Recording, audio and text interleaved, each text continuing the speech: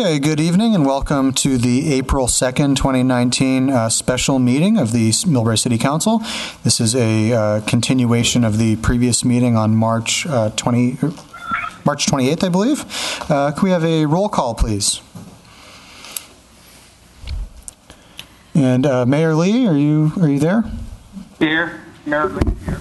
Okay. All council members are present. And for the record, Mayor Lee is via teleconference in Orange, California at 6402 East High Tree Lane. So in case anybody is watching online in the Orange County area, you're welcome to go down to 6402 East High Tree Lane and come on in and watch the meeting there.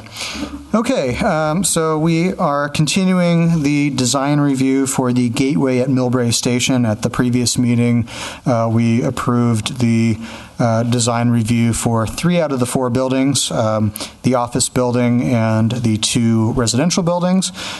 We still have to review the building materials for the hotel, which is Site 6B, as well as the master sign program, city monument signage, public art, which includes a water feature within the BART Plaza, and barrier details. I don't think we need a staff report for this, or maybe we should, just to have an update as to what has been updated since the last meeting. Mr. Meisner or Mr. Williams? Yes, thank you, Vice Mayor. Good evening, Mayor Lee, remotely, Vice Mayor, members of the City Council, Tom Williams, City Manager. Just some opening comments before Mr. Brad Meisner comes up and gives you a very brief staff report. But as a result of the actions and direction of the City Council last week, which resulted in a continuation of the item this evening, there was discussion on several fronts that we're discussing. And as you mentioned, Mr. Vice Mayor, it was the hotel materials, public art, the signage and monument sign, the Rollins Road barrier and landscaping, as well as the addition of a water feature in the BART Plaza. Specifically, I wanted to discuss the hotel materials. The direction of the council was to come back with materials that provided a significant upgrade in the look of the hotel building. I think the term elegant and some of those adjectives were used in terms of what the direction of the council, where you wanted us to head. In the last week, and we committed to saying we think we could get it done tonight very quickly, but we only received one material sample from the architect on the hotel building. As staff, we would like and request that we continue this discussion on the materials of the hotel itself to the first meeting in May. And the reason for that is we just haven't had the opportunity to fully vet through the materials, look at an array of materials that would achieve the objective of providing an upgrade to the appearance of the hotel. We haven't looked at a menu of options. There are hundreds of different types of stone, facade, different materials that we just haven't had the opportunity to work with the applicant and the architect to analyze it, to make a recommendation this evening. So with that, I would recommend that we continue the hotel material discussion to the first meeting in May. That will allow us time to actually work with the applicant to bring back what I think this community deserves, what the direction of the council was, and what we're trying to achieve. Because what we've seen so far is just basically changing one type of hardy board material for a different type of hardy board material. That's how we see it currently. And I don't think that is fair to the applicant to say that we can recommend it or deny it at this point in time. We just need more time to vet through that. Okay. Do we have any discussion from the council on that, or consensus on that point? Councilwoman Schneider? So I want to understand the process then. For what we approved last week, does the developer get to go forward with all 4 buildings in starting to get their permit, start working on all the engineering drawings and things like that, while we wait another basically month before we pick the external materials? Yes, and that's a good question. So by delaying this to the first meeting in May, it does not impact the critical path of the project. So it does not impact the issuance of a demolition permit, a grading permit, or anything that would impact the actual timing of bringing the project to completion. Okay. So it does not hold anything up in the critical path of getting a hotel built with the keys open. Thank you. Okay, Councilwoman Pappen? Thank you, Mr. Williams. I agree. I hope you can work with the developer to give us some variety that we can look at. We did mention stones of some sort. I didn't see that here, so I would appreciate that effort from staff and working with the developer. That would be helpful. I know it takes maybe a little more time, but sometimes it takes time to get it right, so I hope we can do that. Thank you. Mayor Lee, have a comment on this? Mayor Lee. Not at this time, no. Okay. Sure, Mr. Rardy.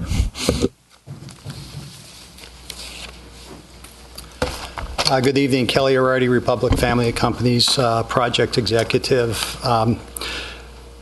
Last week, we were given direction to come back with the items that your staff just outlined, including upgraded building materials for the hotel. Scott McGill, the hotel architect, worked real hard to bring before you what his solution was. I think it's, even if you don't act tonight, I think it'd be very positive for he and I to make a presentation, show you, talk about how our logic, how we got here, what other materials we considered, from a standpoint of looking at an array of materials. As you already know, you've already approved 3 buildings that have a specific theme, and we were in keeping with that theme. From a standpoint of the quality of the material, I think our architect has a better opinion or a better view of how he can present that material. He worked real hard to bring big samples of it, has other materials that he looked at to get to where he's at. So I think at a very minimum, it's worth hearing what he has to say. And he also flew up from San Diego. I mean, so he's made a special trip for this presentation. I think out of respect for him and the process, it'd be good if we can at least make a presentation on that. The other thing that I think will happen is, maybe you'll love the material, maybe you won't, but I'm sure we'll get feedback. And that feedback will make the next meeting that we have, if we have to have one, much more efficient and narrowed down. I just hate to wait a month to get any feedback. And from a standpoint of construction critical path, I mean, it's great if parts of the building are being plan checked, but if a developer doesn't know what the exterior of his building is going to be, he doesn't know what his building is going to cost. That impacts a lot of things. And I think we deserve a hearing, some feedback, and some certainty in the process. So I'd appreciate you considering that. I don't think we have a special meeting set up here. I think we can get through everything tonight. Thank you. Okay, thank you. Would the council like to proceed with the presentation? Yes. Councilman Pepin? I don't mind proceeding with the presentation, but I do think we owe our staff some respect as well. They have expressed the desire to look at other aspects of this, so I'm fine with the presentation, but I do think the matter should be continued so that we have a look at what our trained staff can also work with the developer on. Fair enough, but let's go forward with the presentation. And Mr. Meisner, do you have a presentation? Yes, thank you, Vice Mayor. Appreciate it. And Mayor Lee, I know you're there somewhere out there in the world, and council, welcome this evening. Between the city manager and vice mayor, I kind of stole a little bit of my thunder on my presentation this evening, but I'll go pretty quickly through what I do have. So I just wanted to clarify for the record, back on March 26th, last Tuesday, council did conduct a public hearing on the Gateway at Millbrae Station project and adopted a resolution that effectively approved building 5A, 5B, and 6A. Within that, there was some direction, though. I just want to make sure that's clear for the record, that there would be some addition of trim to the top of building 5B, and that also that there would be some corner windows added to the north elevation of building 6A. So those will be incorporated into the final design plans. Also, the resolution approving building 6B was adopted with the exception of the building materials for the hotel, as city manager stated. In that direction, council asked for the applicant to come back with revised building materials a higher quality material, lighter color possibly, and possibly some sort of a natural type of material. Furthermore, council also directed tonight's meeting, this is a special meeting, April 2nd, to discuss the hotel materials, to talk about the public art in more depth, to talk about the project signage, the city monument sign, the Rollins Road barrier design, as well as a water feature within the BART Plaza. So with that, I know that you have the updated plans before you. I know that the applicant team would like to have their project architect talk to you about those materials and further walk through some of the design drawings that you have in terms of the art, the proposed art. Some of the detailing in the linear paseo was added to give you some perspective on the size of the dog areas, as well as some of the art that would be proposed in there. I know there was an expression of an updated mural along the linear paseo, so that's been presented. And so now the matter is before the council for your review and consideration this evening. Thank you.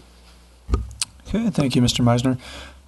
Shall we proceed with the applicant's presentation? Okay, Mr. Rowdy? I have a question. Yes, Mayor Lee? Mayor Lee, I have a question. Can you go, you said there's a water feature on one of your slides. Where is that presented at? So, fountain concept under new project plans on the website? You said something about water feature. I saw that on the last slide that was presented. Yes. Yes. Which design, which attachment is that on the? It It says fountain concept. Do you see that? Yeah. And which page is that? It's a standalone. It's a standalone attachment on the website. It's also in our minutes, in our. Yeah. Yeah. Then building materials in the back too. Attachment 4. It says new project plans, and it says fountain concept. If you're on the agenda. On the agenda on the city website. Okay, got it. Thank you. Uh-huh. We ready? I think what we'd like to do is start with the hotel first. Then we'll walk you through the gateway signage for the city. Then the master sign plan. Then the landscaping, fountain, and public art kind of all in one piece because they kind of all, those kind of all go together. And I think that'll cover everything that I think you need to hear this evening. And maybe we can act on them after each one or at your pleasure if you want to act at the end. But we're happy to make the presentation for the hotel first here and then take questions and go from there. So Scott McGill is here, the architect for the Marriott Residence Inn, and he has a presentation. We have building materials for you.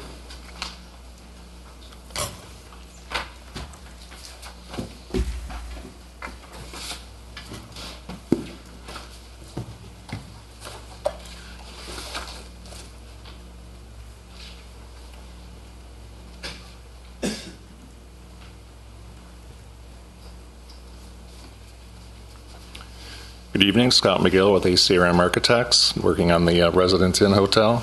I want to thank you personally for taking the time to actually review the hotel materials. My design team, after last week's meeting, heard you loud and clear. We've gone back, we've done some additional studies. A lot of hard thought went into this for the last several days. And I understand that there is, based on tonight's comments, we would like to go back and have the opportunity as well to possibly make some additional revisions. So it's more of a two-way conversation here versus a presentation. So on the first screen, unfortunately, the renderings on the materials that we're choosing all render about the same. So they look very, very similar. So what you're seeing on these elevations, in particular, the enlarged elevations, the chocolate brown color, we have looked at various materials, including Trespa, which is a laminate material, and then the material which we also brought, which is the hardy board.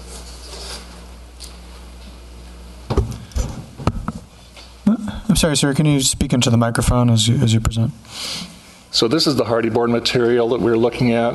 This is a much richer material than we feel as Trespa has to offer, in that it not only has variation in color, it also provides a shadow line and a shadow play with the sunlight as it goes across on the material during the day. We have some images. Yeah. The colors on there, by the way, are the color way that's the rest of the stucco on the building. Oh.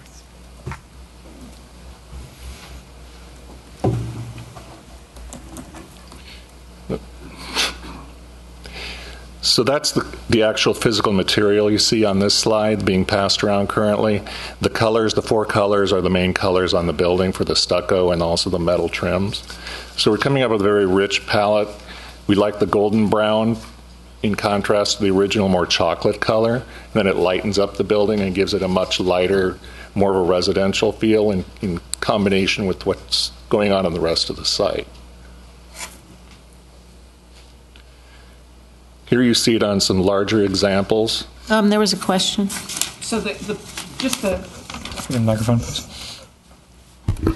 for the audience, I've got the sample board in front of me, and then I've got the drawing. So this color is what the big board is. Correct. Okay. It doesn't photograph well. That's Thank you. the problem. It's pretty close. It is, yeah. But when you look at some of these This images, color here on the is this big color, right? right, The little more red, maybe a little more yellow in the photograph. correct. So on these images that are on the slide, that is the exact same material as well. But as you can see, depending on sun or shadow, time of the day, it comes off either yellowy or more brown. It's difficult to photograph. Is that it? Oh. Do you want to show me other ones? Yeah, we can. Vice Mayor, if I may, I have a question. So as you go through this, as you suggested, kind of a back and forth discussion, but now I see, I don't know if it's public art in your rendering on the top left. It looks like an arrow. Yes, So that's the first time that we've seen that. correct. Sorry, where? You mean in this one right here? Yeah, if you go back to your previous slide. Right here.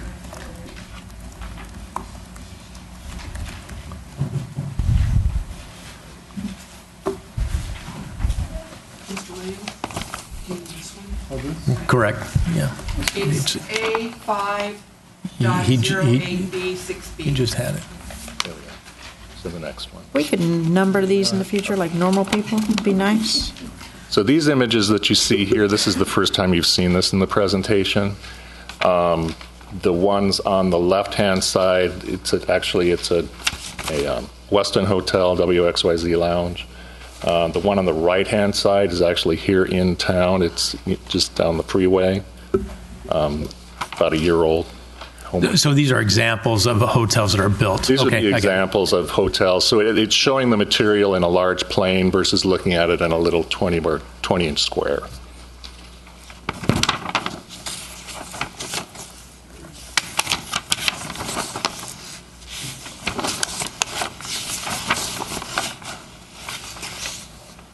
All right, so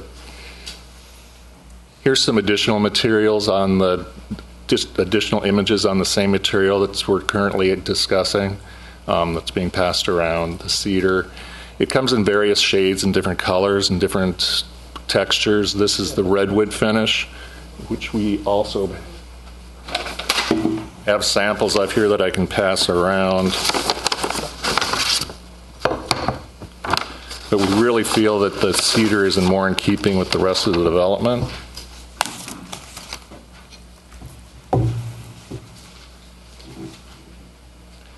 So this would be the redwood. This is what they call a bark finish, which is a very dark brown. And then a light gray finish, which is an ash, more of a New England barn board. Then other materials that we looked at were the Trespa materials. This one in particular, we felt that it really well complemented what's going on with the office building and with the apartment buildings next door. That is the Italian walnut finish. So we have some samples on that. Is this the same thickness of this? That's a different material in that it's a rain screen material. So that's actually pretty much the thickness that the actual the actual material comes in. It's just a different mounting system than what you see on the hardy board. It's a rain screen system. Rain screen system is where the water basically is shielded mostly from the building, but your actual waterproof membrane is behind the rain screen. It's not the actual physical skin of the building. It stands off of the skin. And where would this be on the current design? It would be the same, the dark brown. Could you show us on a picture, please?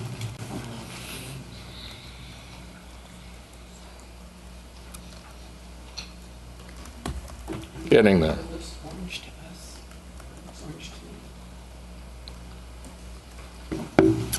So on this elevation, it would be all of these where you see the dark brown recesses.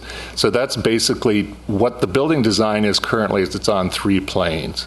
The lightest plane is the very light gray. Those basically provide the picture frames, which are shadow boxes that surround various depths of the building facade. And then the more of the ashen gray color, that's a stucco finish that steps back about a foot. And then the largest step is this brown color, which is inset about 4 feet. Where is that in? Excuse me. So it's this square, this entire top, on this recess, this entire facade. So where this light material, where's this? That would be the same locations. The same locations you're pointing out, right? Correct. The reason we selected the hardy board material over the Trespa is when you get it in a large plane, it has the tendency to look like a photographic material. It has some reflectance to it versus the feeling of real material, because that's what it is. It's a photograph on a Formica panel. And this doesn't look nearly as dark as what you're showing up there, though. Correct. We tried to lighten it up versus being such a dark chocolate brown. So the rendering's not really reflective of... I think he's just saying where it would be. It's where it would be. It's basically representative of the various materials that we're investigating. Okay. I would hope we get more accurate rendering as we move forward, and you're working with staff then. It's really hard to tell. I appreciate your explaining where it is. Yeah, like I mentioned earlier, it's very difficult to get the colorway, and then like we mentioned earlier, the printing, it's just, we try our best, but in the 3 days that we've had, it's what came out. Yeah, and I think staff had like a day and a half too. So let's work through it. Let's see what we got. Okay. Just real quick on the elevations that we sent you. Scott's right, and you can go to 3 different printers, and your same romantic walnut is going to come out 3 different romantic colors. So that's why, we have the materials before you. You can touch and feel those, and that is a real depiction of what's going there. And when the project is built, that's what your staff is going to walk out with and put up next to the building and make sure that's what it is. Well, does it help? We've heard, what do they call them? Where they do like like a interactive video on this stuff? Like a fly-through? A fly-through? Does that come up? Does that enable us to see things better? Not necessarily, because it's really just a series of still images that are put in sequence. What would probably be the best is actually do some small vignettes where you would zoom in and see, similar to what you saw on Garden Lane, where you come in at more of a pedestrian level, and this is what you would look at, and you can actually get the material looking right like it would be realistically in front of you versus looking at the entire elevation. That would be helpful, I think. And I think also these depictions, for example, of the WXYZ lounge, where you can actually see photographs of what these materials look like, in a photograph would be helpful if we could see those in other materials as well. All right. Mayor? Vice Mayor? Yes, Councilwoman Oliva? I was just going to, if you could go back to the examples of where we could drive by, or I think that might be helpful too. Could you tell me the colors? Because you showed examples of where it exists already. There. Yeah, this building over here on the far right-hand side, that is a Spring Hill Suites in, where was that?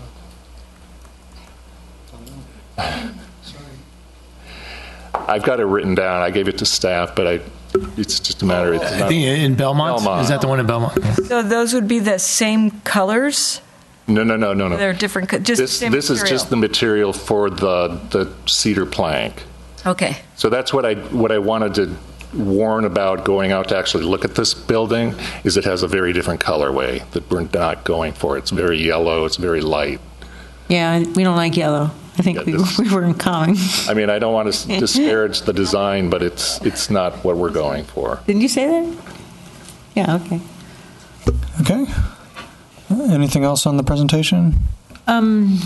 If I could, did you change any other aspects of the Yeah, design that's what I'd kind you of wanted to go highlight? through just very quickly, is walk Please. you through the history of the building so you can actually see from the ground up where we're coming from the design. So we're not coming back in another month and wanting to change another 3, 4, or 5 things here. So as you walk around the perimeter of the building, it's a classic style. You've got a base, a shaft, and then the capital, the crowning top. The primary material all the way around the perimeter is the Trespa material. Mm-hmm. So that would be in this pattern, but in this actual material. And sir, that's the rain screen? So that would be the actual rain screen material. So that's the material where it's actually up and people would walk by and touch it. So on a pedestrian level, it gives you the richness of it's an expensive material, so that's where we want to blow the biggest bucks on the building. Going up to there was a question on some of the other materials that are showing up. Before you get too far on that, could you go back to your first slide? I was just curious, so you've got the, what do you call the middle piece? What we're calling the bridge. The bridge. Okay. How will the lighting be under that? Will there be anything dramatic about how that's lit? The top floor, we're looking at having that be uplit with bright LED illumination so that it actually glows. You can see it from 101 and can see it all the way down Garden Lane. So you're saying the top of that? The very top, and then that whole glass house structure that's up on the top would actually have not as bright, but it would be glowing. Okay, and I'm curious about how it's going to light the underpass, was kind of my inquiry. The underpass would be more of a utilitarian finish on it. We're still investigating with our lighting consultant as far as what the appearance would be on that. But what we're going to have to do is complement what's going on up and down Garden Lane, because we don't want this to be suddenly an arcade type effect where it's a destination. So it's more of just utilitarian lighting for people passing through that, and also from a safety standpoint. We're investigating other ways on the bridge over the guest rooms on the 3rd and 4th floor of actually creating possibly an LED effect there on both sides of the building, where you could actually have some color variation change. So in effect, it would almost become a focal artwork when you look at it down Garden. That would be interesting. Yeah, I mean, the idea, exactly what you said there, where we do want it to be welcoming for people, that something that draws them in. Okay, thank you very much for that. Yeah. Councilwoman Schneider? So, if I understand correctly, looking at thank you. Looking at the drawings, what look like a burnt umber kind of color, kind of an orangey color, Correct. are actually, is this reddish color? Correct. Okay, so this picture here That's has, not the correct color. Okay, because I've been driving around for meetings and I've seen the use of this darker red color in buildings around the peninsula, and it's really quite attractive. So what we're looking at, or what we would be voting on, is this darker, richer red, not the orange. Correct. That orange color, it's meant just for the joinery pattern. Okay, just to show that. So this is really the color the main color that we're going to see when we look at the hotel. Correct. Okay, and it's kind of a flat finish. Yes. Was this what you were just telling Councilwoman Pappen, that it will reflect differently? There's different finishes on that one. Is actually a matte finish on the panel that we selected. Some of the finishes you get when you get into the wood finish ones, they get more of a little bit of a gloss to them. So depending on the angle you can get some reflectance off of it. That I don't know if that's really a direction we want to head if we're trying to make it look like wood. So if you're doing the materials around the windows, what is currently in the drawings that's a darker brown, and I happen to like the darker brown, but the wood finish there, this is a more modern, sleek finish right here, correct? So, and at the ground level where people are going to be touching it, chances are it's going to end up being a little cleaner, easier to clean, all that kind of stuff, so it'll have a fresher, sharper look all the time? Yeah, it stays fresh day one. Okay, because I think the material, if I remember from a week ago, the one that we were most curious, and maybe you're getting there, was it was the second half of the building, closer to the veterans preferred housing, was that finish right there. Is that the same material?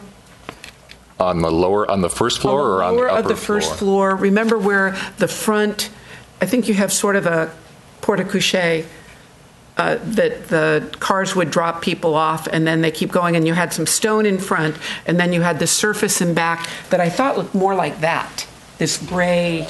It's actually on the upper portions. That's the portion where we're looking at replacing this image? Yeah, right there. So this is the portion we're looking at replacing. With either Trespa or this. With the seat. Well, that is one of the options, or the large panel that we've presented. Okay. And yeah, so for guidance sake, I was hoping for something a little more, I guess, chic or high end there. I get this material, but I thought we could, I don't know if it's the color or what, but to me it's just not as elegant as we were trying to get here, and I'm hoping you work with staff on that, because it just, well, at this point, let's just try to work with staff and see where we can go on that.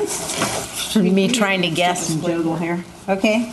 Is there again, if that's kind of the direction, are you looking at, that's just a solid color. Are you looking at something with a little bit more variation in it? Something may possibly... You see, I don't know, and that's why I was hoping you'd work with staff here. I can't do it from the dais here. We were trying to make it a little more elegant looking, and I don't think that this gets there.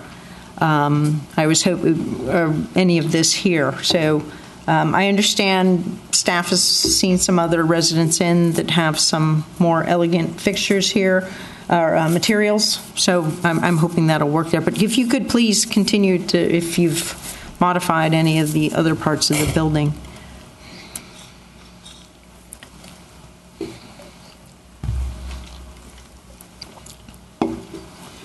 Can you explain, so I'm trying to understand, here these materials are a little more earthy. They've got a little more texture to them. They look like wood tone. Versus the, and I'm not sure, this doesn't say elegant. It's kind of a blend between a modern and more traditional. So we're getting sort of, I don't know what you call that architectural style when you've got some, regardless of what it's actually made out of, it looks earthy versus, or with modern. Is that a thing? That was kind of the intent, is because we've got every other surface on this project, including the hotel, is very smooth. It's very silky, velvety finish, whereas that introduces, and on the other buildings we actually have some real wood siding and then some other material which is very similar to that as far as siding goes. So it would play up on some of that, giving it a little bit richer as far as say, a more homey residential feel, which would be what we're going for in a hotel, versus being more of a city urban hotel, which you'd have a lot of trespa and a lot of ceramic panels on, which would be a very glossy hotel. So I don't think that's kind of the direction we're headed here. We're trying to create more of a residential village here, which has, fortunately, an office, so it's a live-work environment. So that's kind of the direction we went for with that material. Can I see if I can paraphrase then? This is a way to bring a little bit of the residential over to the hotel, making it blend in with the materials of the other buildings. So it's a way to kind of keep a little connectivity between each building. Correct. Okay, so, because I'm not saying that this isn't elegant, I'm not sure, maybe I don't understand what Councilwoman Pappen means by elegant. I'm looking for, when you're talking about a harmonious aspect to the buildings, this I don't think should be the homey part of it. This is where a commercial base is going to be. So to me, when we were talking about elegance, it's not necessarily the wood aspect of it, but that the materials would be something richer and more elegant in the presentation of the building as a whole. Structurally speaking, I think there's a lot of potential here that can be improved upon.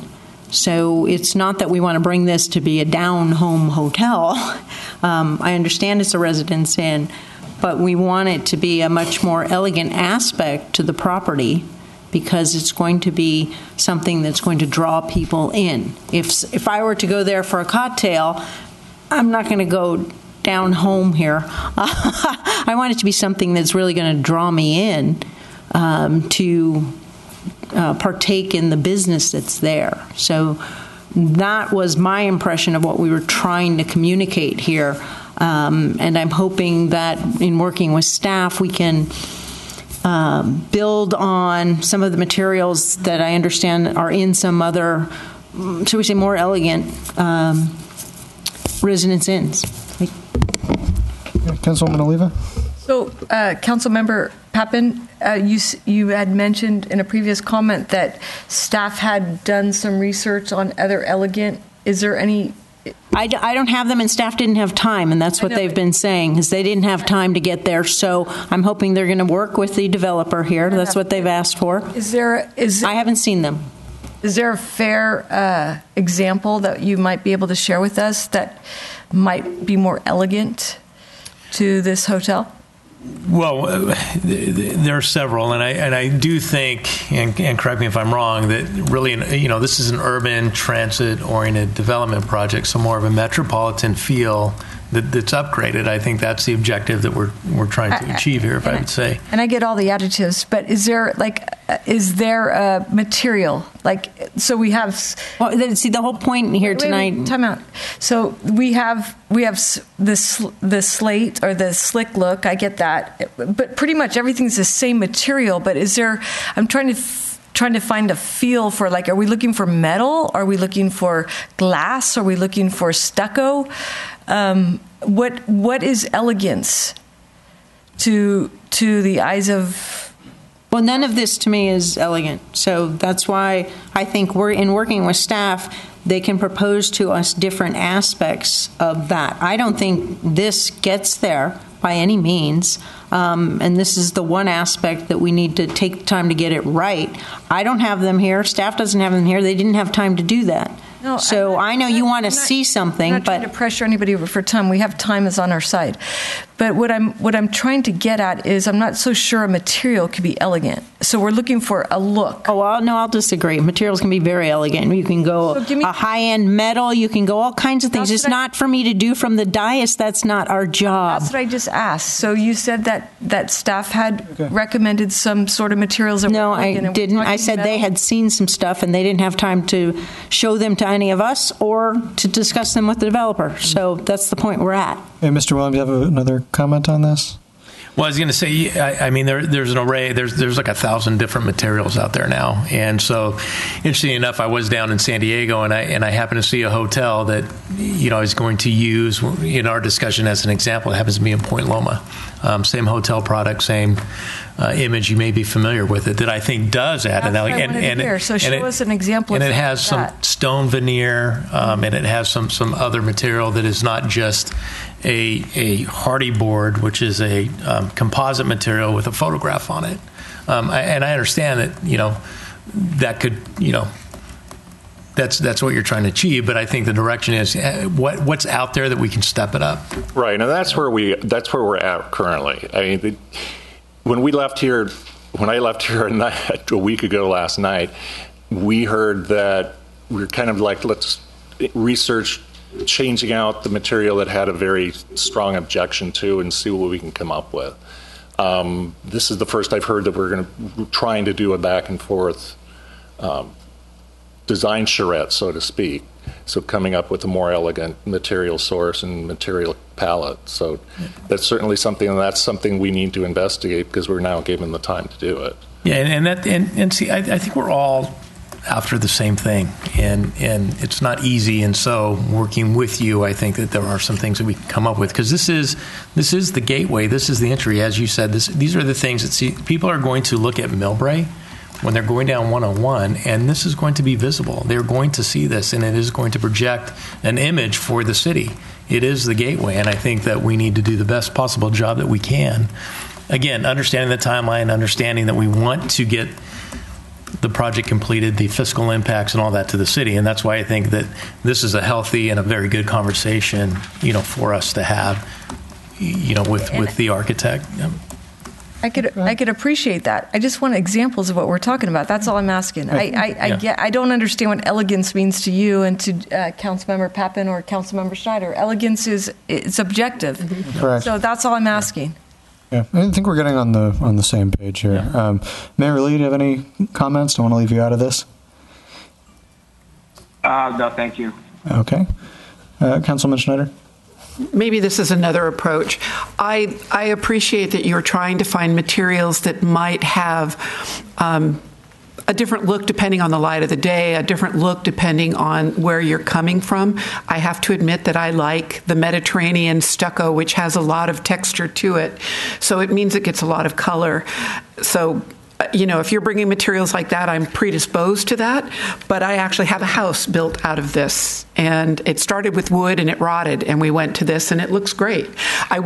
So I'm interested in seeing how you're going to max these. I agree. Elegant is hard for me to know. Does that mean we want it to come back all in marble and have our own Taj Mahal? To me, that's quite elegant, but I don't think that's what you're saying here. The other two things that I would worry about, I agree with City Manager. This is going to be exactly what we're going to see from the airport, from people flying in to the airport, from 101. So this is a great opportunity for all of us to really make something with some great colors on that. I like the red. I have to admit, when I was driving around, I said, I really like that. They've been using on buildings this kind of a maroonish, kind of your maroon red. It's kind of a maroon. Yeah, it's almost a burgundy color. Yeah, and they've used it for accent colors, and the buildings are all different that I've been seeing, but it has it feels good. The color feels good, as opposed to orange that the pictures are looking at. So that's something there. Keep in mind we get a lot of wind. So this will sound silly, when I painted my house here, I painted it with a glossy paint because I could clean it easier.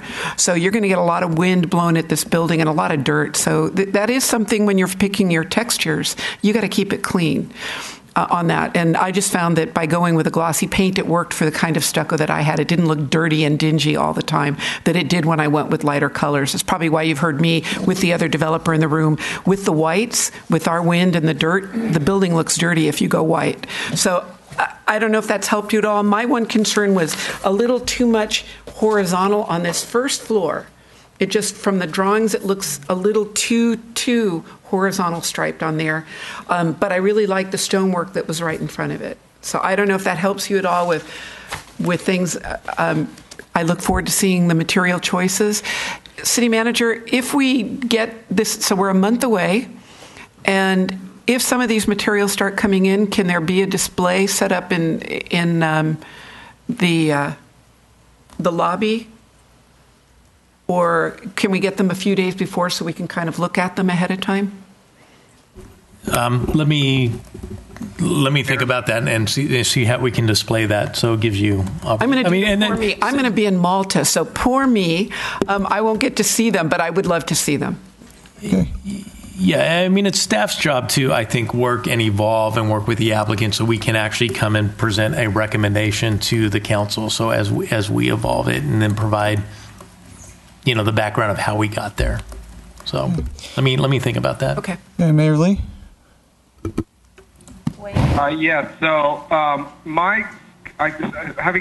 Listening to the conversation, we really can't. What we're looking for, I think, what we should be doing as council is to give directions on what particularly the look that we want, the feel and look of the hotel, and materials should match that concept. So I kind of understand Councilwoman Oliva's frustration there, and I understand Councilwoman Pappin's frustration. So what is the concept we're looking for? For right now, I'm looking at this building, and it doesn't fit any of the other buildings in the area. So I mean, it looks nice standing alone by itself, maybe, but it kind of reminds me of the Awani Hotel or something like that. Very natural, woodsy, that sort of thing. So does that fit in with the rest of the other buildings? And to me, I don't think it does. I don't think it fits in.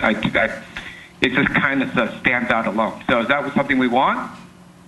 In terms of elegance, I think maybe if I'm reading Councilwoman Pappin's view correctly, I think she's looking for something that's going to stand out, that's going to fit in with the rest of the complex, except I don't think the resident building really stands out. That's the problem. So how do we fit this all in as a central theme for the whole area? Do we want a building that stands out alone by itself? So that's my question. Mr. Mayor, I think it can be somewhat harmonious, but it does need to be a focal point. So by working with staff, and I'm confident we have a very skilled staff that can lead the developer down a path that would make this more of a chic, unique building. We've got the basic structure there, and I liked what you said about the lighting there. That would make it somewhat dramatic, but I think we can do better with the materials, and I hope that staff can guide you through that process to make it just an elegant building, not just, I don't want it to look like a residence or a house here. You've got your basic structure there. I think by upping the materials somewhat, it can be a very... this is an extremely unique parcel, and it can be a very unique property that we would want to go to have a drink or whatever. So I hope that the working with staff would be very beneficial. No place to have a drink there. My question is, still my question to the council is, do we want a building that stands alone, or do we want a building that fits in with the rest of the complex? And if we want it to stand alone, what is particularly that we want it to look, what feel? And I also agree with Councilman Pappin that it's not being a planning commissioner, it's not our job to choose the color, to choose the material, to choose whatever. It is up to the architects to present an overall concept. And then ask council, is this the concept that you would like to see? That's what our job is saying. So we approved the overall concept of the building. Well, I think the architect was still going through some minor... Did you make any other architectural changes, sir? Not in particular, other than the building changes that we'd already discussed previously with additional windows and some eyebrows. Oh, could you just point out the additional windows so we know? Thank you. There was some concern on the north elevation on the pedestrian level.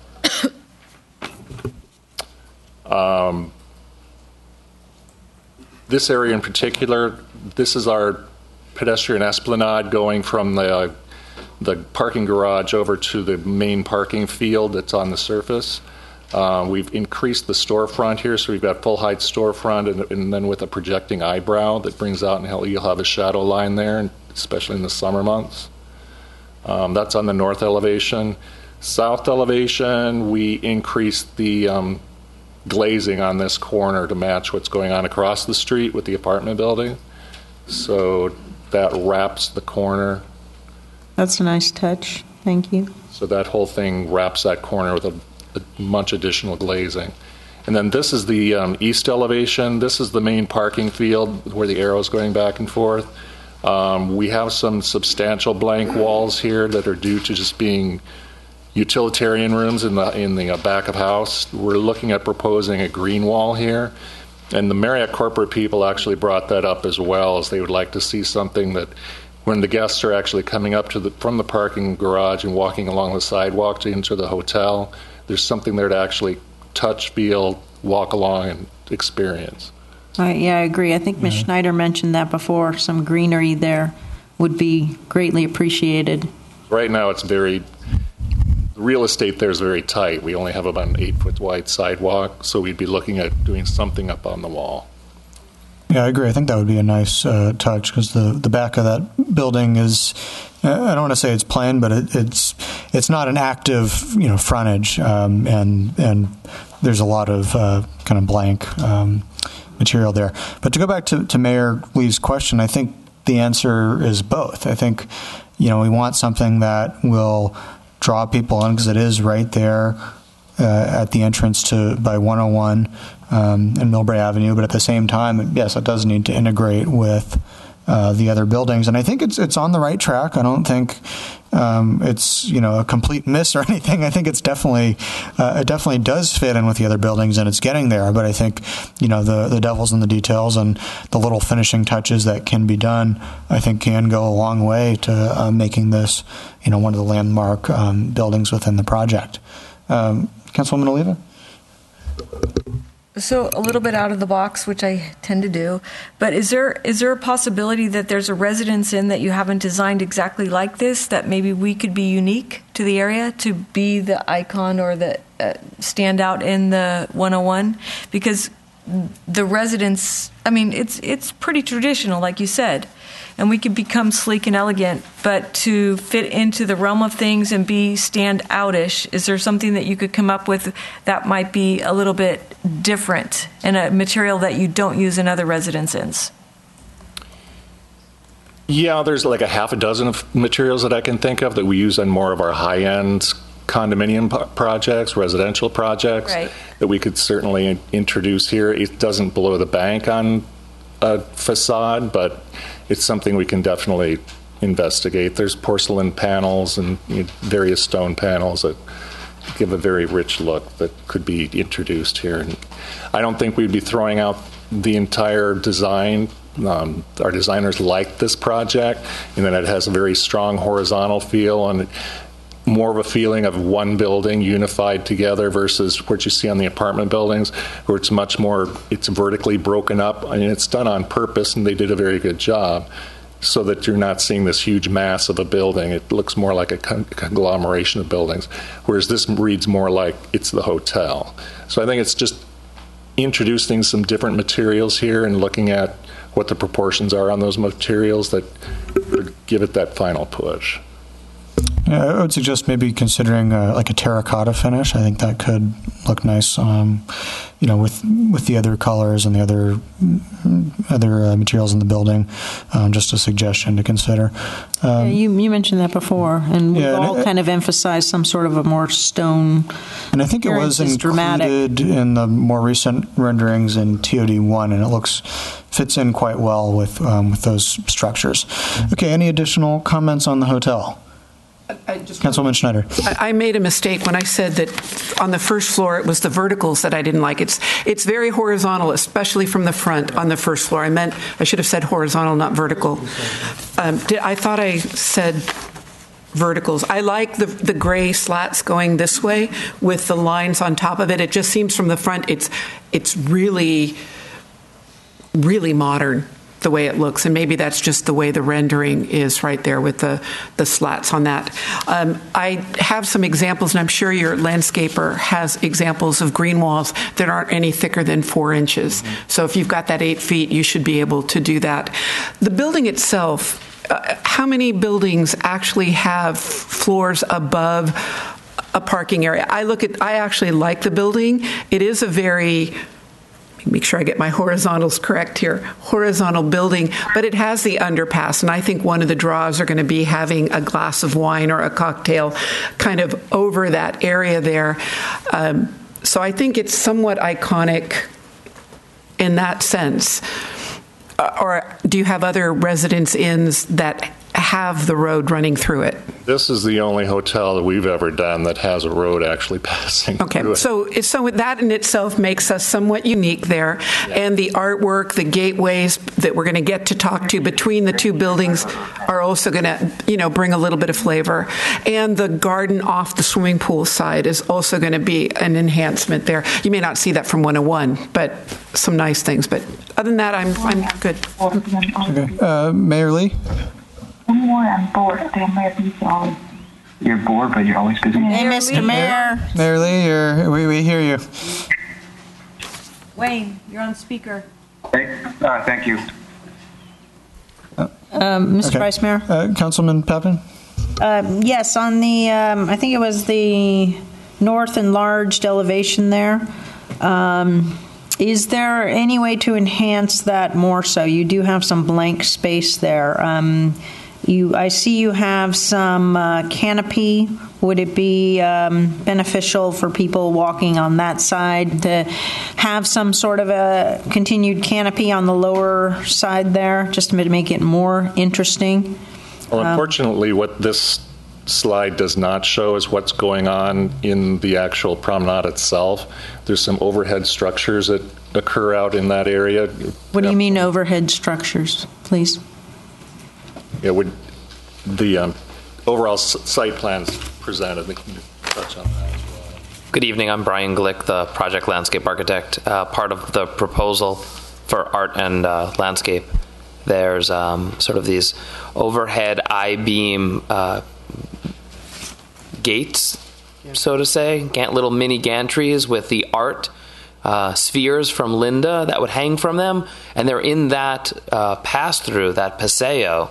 And so it's really activated by the landscape. So that may impact the art component if the eyebrows stick out too far from the structure. So I'm going to claim that space from the architect if you let me. Is that one element there you have in the middle of that wall, or where would that be located if I'm looking at that wall? We have 2 of them along that building face facing to the north, and then one on the north side of the 6A project facing back, and it really frames a view because there's one on the far side of the parking lot walkway, and then you start there at Aviador, you walk through the first gateway, and then as you walk through the parking lot that we've tried to enhance, you come to the paseo, and you've got that element again, and I'll show that in my presentation, or I'll go over that again for you. That seems reasonable. Okay. This is an old set of plans, though. Okay. Are we okay with the hotel at this point? Well, we're okay with them working with staff to get us there. Okay. So, Mr. Vice Mayor, I know time Mr. Williams. is of the, but I can upload a few photos to share with you if you'd like to spend the time to do it now. Just some examples, because we've been studying this and we've been taking some pictures. Right now or before the next meeting? No, we can upload a couple right now as an examples of kind of the things that we're thinking of to add to the material. And, again, I saw some good stuff down in Little Italy, BID consultant, and took some photos thinking actually about this project. So if you just hold right there, this is a combination, as the architect said, of stone, trespa, and a porcelain material that I think adds an upgrade to, the building facades. And so that, when I mention it, that's a photo of kind of where I think that we can head with it. I think it integrates with some of the other material. If you recall, the trespa siding that you all liked on the veterans home, And so this is how we can work and evolve this to get it to kind of an iconic, more of a landmark type, facade. So that's one of several, and that's a direction that I think that we as staff could move towards, and then have a favorable recommendation to the council in May. Is this the only photo, or are there others? This is the only one that I uploaded, Okay. as an exhibit. There are several. Okay. I'm confident you can find some. I'm sure we'll be able to work it out. And So that's an example of kind of where we want to go with it. Okay. All right. Now, I was advised earlier that we do need to have a time for public comment at some point in this presentation. I don't know if you want to do that now or wait for the next presentation on the art and all of that. Your call. Okay. Let's do public comment now, and if you please can fill out a speaker slip and limit your comments to only the items that are being discussed tonight, the hotel building materials, the archway, or sorry, the monument sign, water feature, public art, signage, and barrier along Rollins Road. Are there any... May I ask a quick question just prior to that? Sure, Mr. Roddy. Just to close things out, from the standpoint of the feedback, I think it was very valuable what we got here, and I appreciate a comment we're on the right track, because as you know, the Planning Commission approved this project. Your staff recommended the entire project. They recommended the architecture that was before you. The applicant, through study sessions, made all the changes that you requested. I understand you're looking for a little higher level, but from a standpoint of uniqueness, again, we have the bridge, the upper level that's lit up. It is very iconic.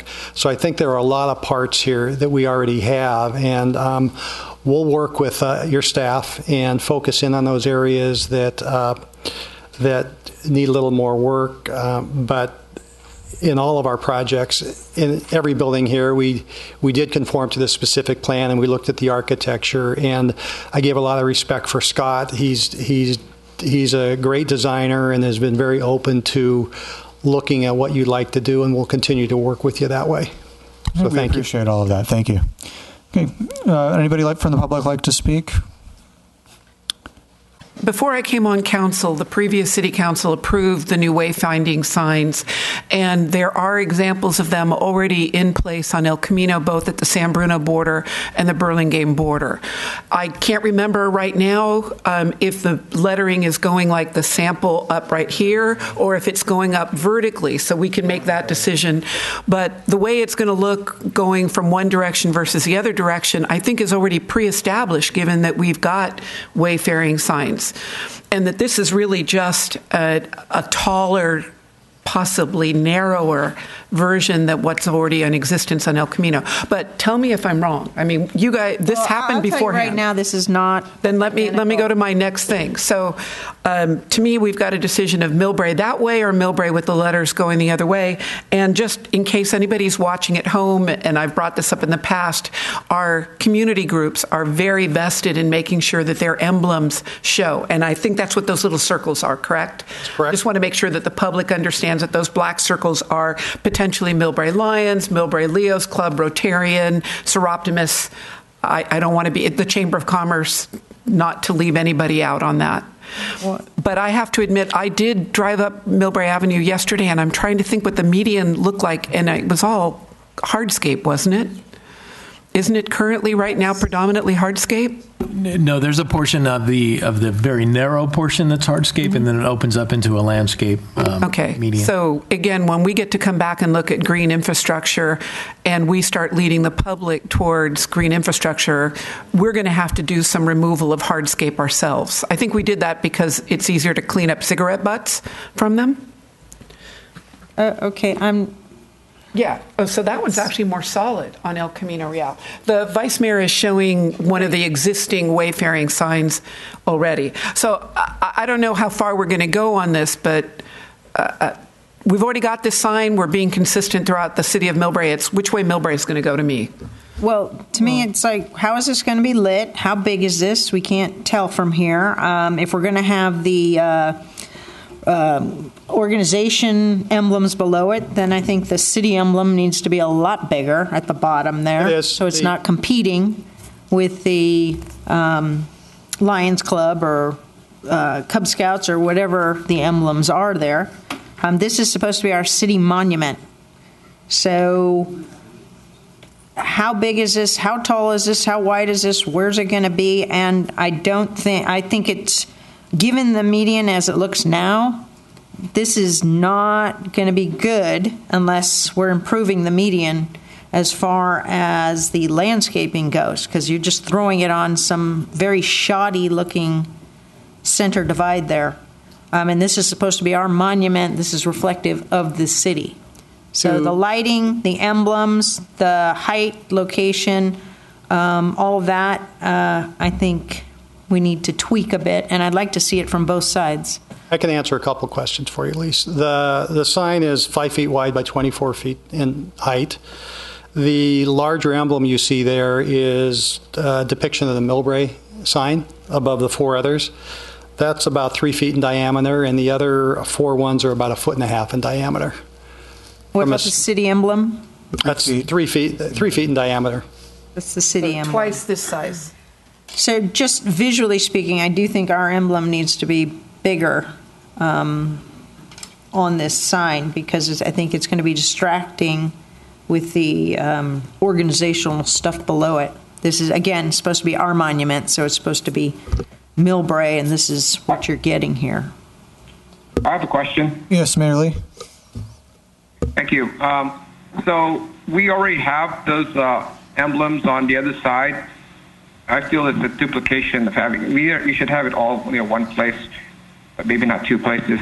And I'm kind of think that the monument sign in the middle is nice, but I think the size of it is disproportionate to the medium. I think we're just trying to do too much with this monument.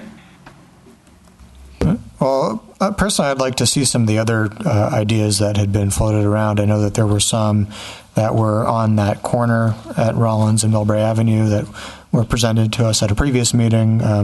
Those did not come back, I suppose because this was the Planning Commission's preference, but I'd like to see the other options that have been discussed by the designer. Sure, we can show you those. And again, you're correct. Your Planning Commission approved this design. Understood. And we just said which one, which would you like? And I understand it's your purview to change things, but that's the history. We can, if you want to see in our PowerPoint the other signs, how we got here, I can certainly show you those if that's your pleasure.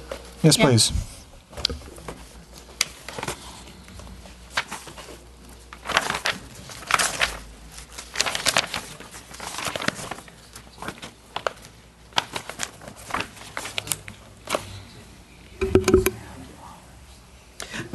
While they're preparing, City Manager, someday that building right on the other side of Rollins Road is going to be up. It's a single-story building. I think they recently re-landscaped it, or I might be confusing the building. But at that point, given that it will no longer match, we won't have the monument sign, the 2 Spanish-styled framing on Millbrae Avenue, doesn't that mean that someday that side might also go through a change? This is to go to Mayor Lee's comment that we've already got the emblems on the south side, on Rollins Road, on the south side of Millbrae Avenue, but that's due to change too. It could. I mean, I don't know what the timing would be, in terms of that property owner wanting to redevelop the site, but yes, it could. It's part of the transit area or stationary specific plan. And it would look, asymmetric if there was only, the left side monument and not the right side monument to match it. Yeah, and that's the challenge that. Yeah, and I don't think having the organizations on the monument, as if it's located in this location, is important. I think it's more important. You would like to keep the existing monument on the left side of that's going to stay for now anyway. It's just like, the idea here is that this is our entry into the city. So looking at these other ones, let's get an idea. I think we're just junking it up by trying to put too much on one sign. Okay. So let's see what else. Additionally, it doesn't have that much space. So, if you have all these organizations that want to be on the monument, we have more space on the left side, on the or the south wall than we would on this monument. Okay, Mr. Hardy. Obviously, that's at the council's pleasure. We don't have a dog in that hunt, I guess I would say. So we're certainly open to that. The second iteration that was shown to the Planning Commission is what you see before you here, which again, the Millbrae Gateway sign was on the corner of Millbrae Avenue and Rollins, and staff said they would go with either one. The response from Planning Commission was it got a little crowded there, and they had a couple opinions. That one, they'd like the Millbrae Gateway sign to have its own presence, and they'd like our marquee sign to have its own presence. We showed even one plan where we took our marquee sign off the building and just showed the Millbrae Gateway sign, and we said we could do that too. And again, it evolved to the gateway sign on the median on Millbrae Avenue. There are some other ones here that are, these are the two finalists is what I would call them for the Planning Commission. When we started this, we tried to place the Millbrae Gateway sign and duplicate something similar to what was there before, and that's why you see these signs on the ground, lower profile. We attempted to blend them into our retail space above, where you had the Millbrae sign. You can see the Millbrae emblem there. That we were sensitive to that, and it kind of blended in. Actually, some of the emblems for the organizations were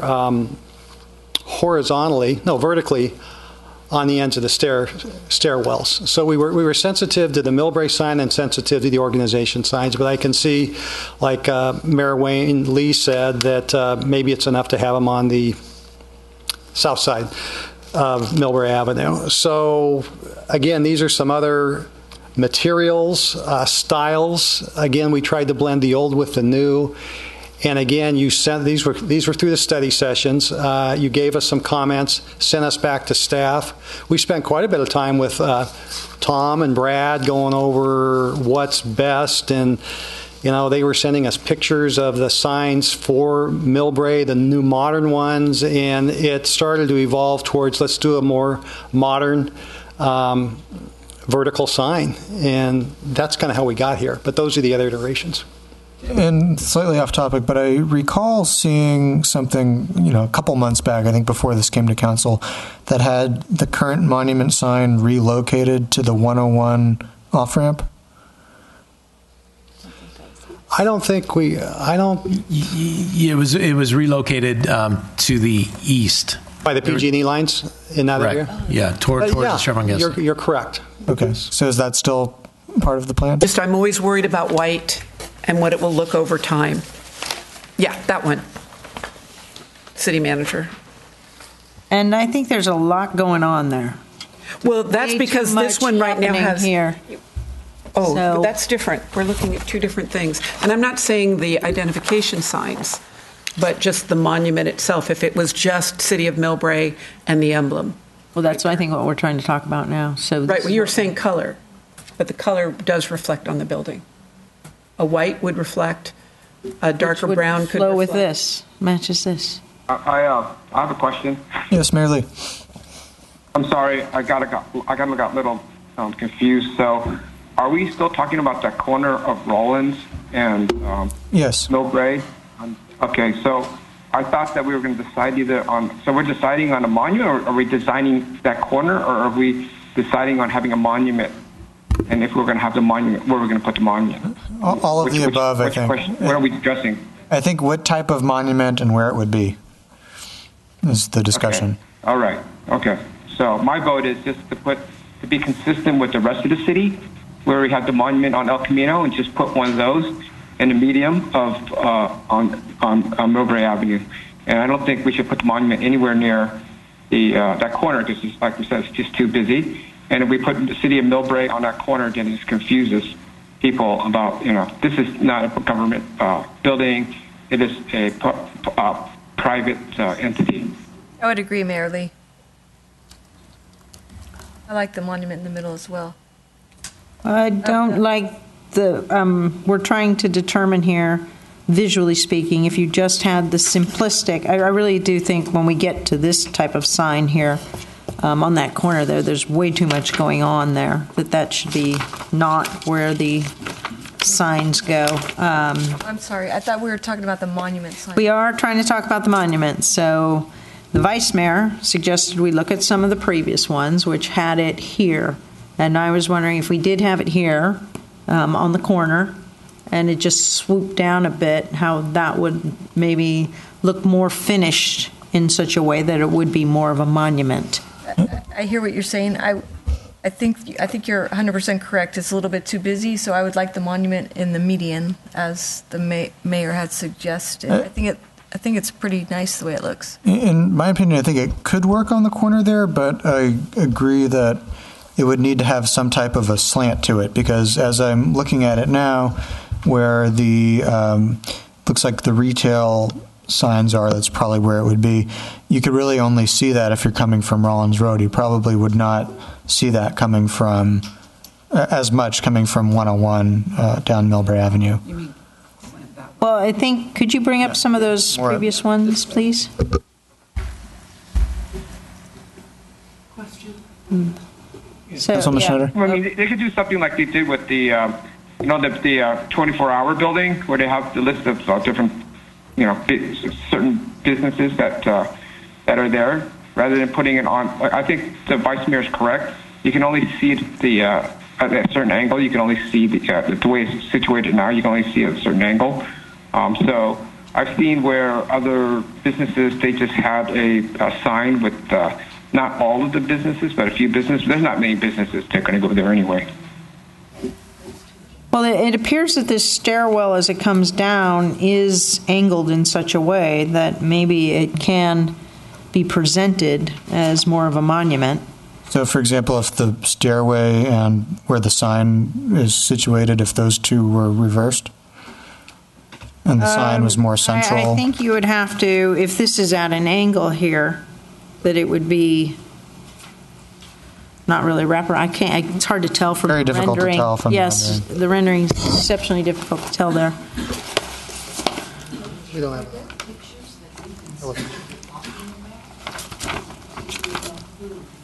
I could share this with Marge, because I have the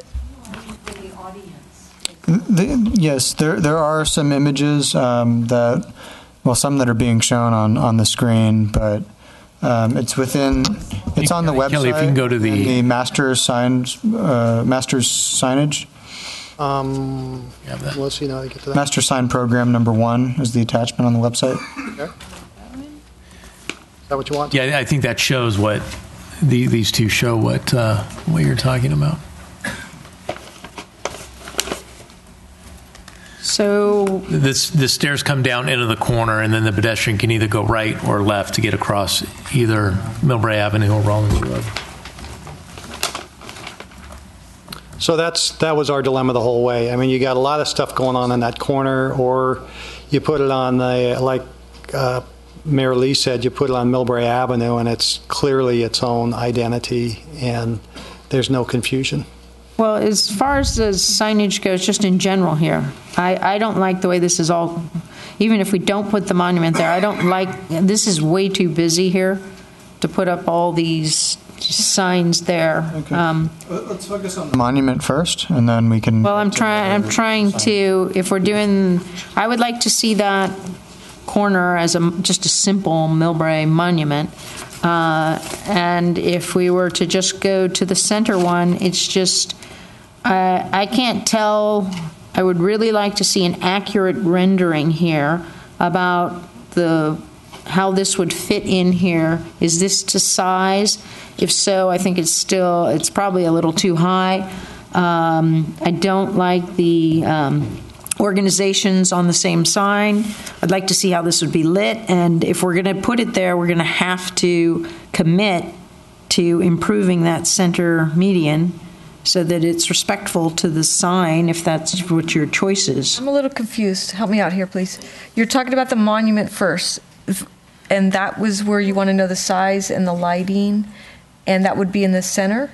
If this council is leaning towards the center one, then I really would like to see an accurate rendering from both sides to see how much of the center it's going to take up here. I think it's too tall right now, and I would definitely remove the organizational signs there. I'd like to see how it's going to be lit, and if this council is going to go in that direction, we definitely have to commit to improving the landscape on that center divide, because you're welcome to Millbrae, and you've got these shrubs that look half dead. Agree. The palm trees, thankfully, are still alive, but this is what we have said all along is our monument, and it better look damn good. So in the alternative, if we don't go that direction, I would like to see how it looks on just that white wall there and sloping down on the corner. So I think there's... What's wrong with that? Go ahead, Wayne. Can we put a statue or some art piece in that corner? Well, let's talk about the monument first. Let's first see if we could have a consensus on the center divide versus the corner of Millbrae Avenue. Center divide. Center divide. Councilman Schneider? I had a couple of questions before I go center divide. Sure. Center divide, I agree with Councilman Pappen. It seems like it's excessively tall. Right. That it should be a little lower. The lighting, to me, it should reflect what we've done on El Camino Real. That doesn't seem to be a big deal to me. I agree that the hardscape, we're going to have to commit to removing the hardscape. It's going to be a good example of green infrastructure to begin with, and add that into whatever the cost is now. Is that a developer cost or a city cost? I don't want that to hold us up. What that means? Hardscape. It means when you've concreted it all in, the water can't absorb. Instead, it runs off into the street and ends up in the stormwater. You want to concrete it in? Or? No. It should be natural, like the drawing that we're seeing right here, which is showing something, probably like some fairly Councilmember striped. Pappen I think that's so recommended we need to upgrade our landscape. Right. So I'm with it in the medium. I'm a little, my one concern, and we don't have anybody but we do have Public Works here. When it's in the middle like that, will we have people crashing into it? Because they're coming down the hill, they're trying to make a left turn into Bart, and if it's that big, have we had any problems there to begin with? Have we had any problems with the existing monument signs on El Camino? Is there anything we should be learning from that experience? I've seen somebody hit the wall. Yeah, you mean the wall? Keelam, our Public Works Director, is here, but the monument sign in the median will be further to the west because there's quite a length. I don't know what the length is, but there's a very narrow nose that comes out. Then it widens into the landscape median. And so I think I don't know the length of the left turn, the dedicated left turn lane eastbound on Millbrae into the BART station. That one is actually quite long. I think that might be a 5. In my opinion, we stand the same risk with the other monument signs on El Camino. So, I think that Councilwoman Schneider has a valid point, and I thought the same question. But at the same time, the monument signs on El Camino has the same risk as well. And I'd like to see that monument sign that's going to go on Millbrae Avenue is consistent with the ones on El Camino. And I agree. So there's at least 3 of us. It sounds like a consensus would prefer the median sign. I disagree. I think Councilman Pappen, you disagree? Yeah, well, I was open to see what the one looks like on the corner. See, that's kind of very... I think there are pros and cons of each. I think the median probably would be more likely to be recognized. So I think for that... And I'd like to say if it's the majority's view here, then we need to commit to the details here. So the current design that's offered here does not match the ones throughout the city because you got the M on top. Okay, so do you want that to be different? They do not. Here's the current. Oh, it's solid. It's solid. It's more solid. solid. Yeah. So it's got the opening for Are we talking about the existing monument signs on El Camino? Those are actually about 11 feet tall, and it has a solar panel that's internally illuminated with LED lightings, and it wasn't a solid panel, it's a cutout. So it might be challenging if we want to do a double-sided type of sign. Because I think it's important for us to see that double-sided sign. Also, a lower version of this, if you're taking out the organizations, which I think we absolutely should do. It's really too junky. This is a monument. And I would like to see what the commitment is to lighting this sign. This is going to be us, so is it going to be lit from below? This needs to be something that's visual at all times of day here. I don't think the landscaping's our issue there around the sign. If it was on the other side, it'd be the developer's issues here. So where are we going to go with this? We need to get a commitment from our staff that they're going to keep this looking good. But it has to be enhanced here. Okay, if it was on the side of their building, they would do the landscaping. So I think they're still relocating our monument. I think they have to help us make this something that's special. What's the lighting going to look like? What do we got? What are our options for lighting something like this and a little lower sign? Those could be handled to a solar panel. Those are LED lights that use very little electricity, and this is what we have. They show very little, though. This is our monument. Yeah, based on the current design of our monument sign, those are LED solar panel LED lights. So how can we make this more dramatic, Key? That's what we're trying to say. This is the biggie. This is the one we want. Kind of like the Millbrae movie sign, which is supposed to be lit, and letters are still out. We need some. We're supposed to be working on the details here. So what sort of lighting will this be? The solar's not doing it for me. It does. I can't tell you the ones on the El Camino that you can see. So, is there electric conduit key in that median? I think they are, but I am not sure. I got to check on that. I think there was some irrigation in the medians there. So very we might little, have obviously. Very little. Yeah, we may not have the type of voltage that we need for the big signage and the big illumination. And I would suggest personally it should be illuminated from internally. That would be better, I think, too. And we can look at the lighting level and do some analysis, see what kind of electricity power we need to put in if solar panel doesn't work. Okay. There's always a solution to it, yes. So if it was a tad bit lower and the removal of those things and the lighting, and then also determining what kind of irrigation you need to keep something like this median looking good. I mean, this is all part of relocating our monument. This has to be included. So I get nods here. Yes, agreed. Yeah, agreed.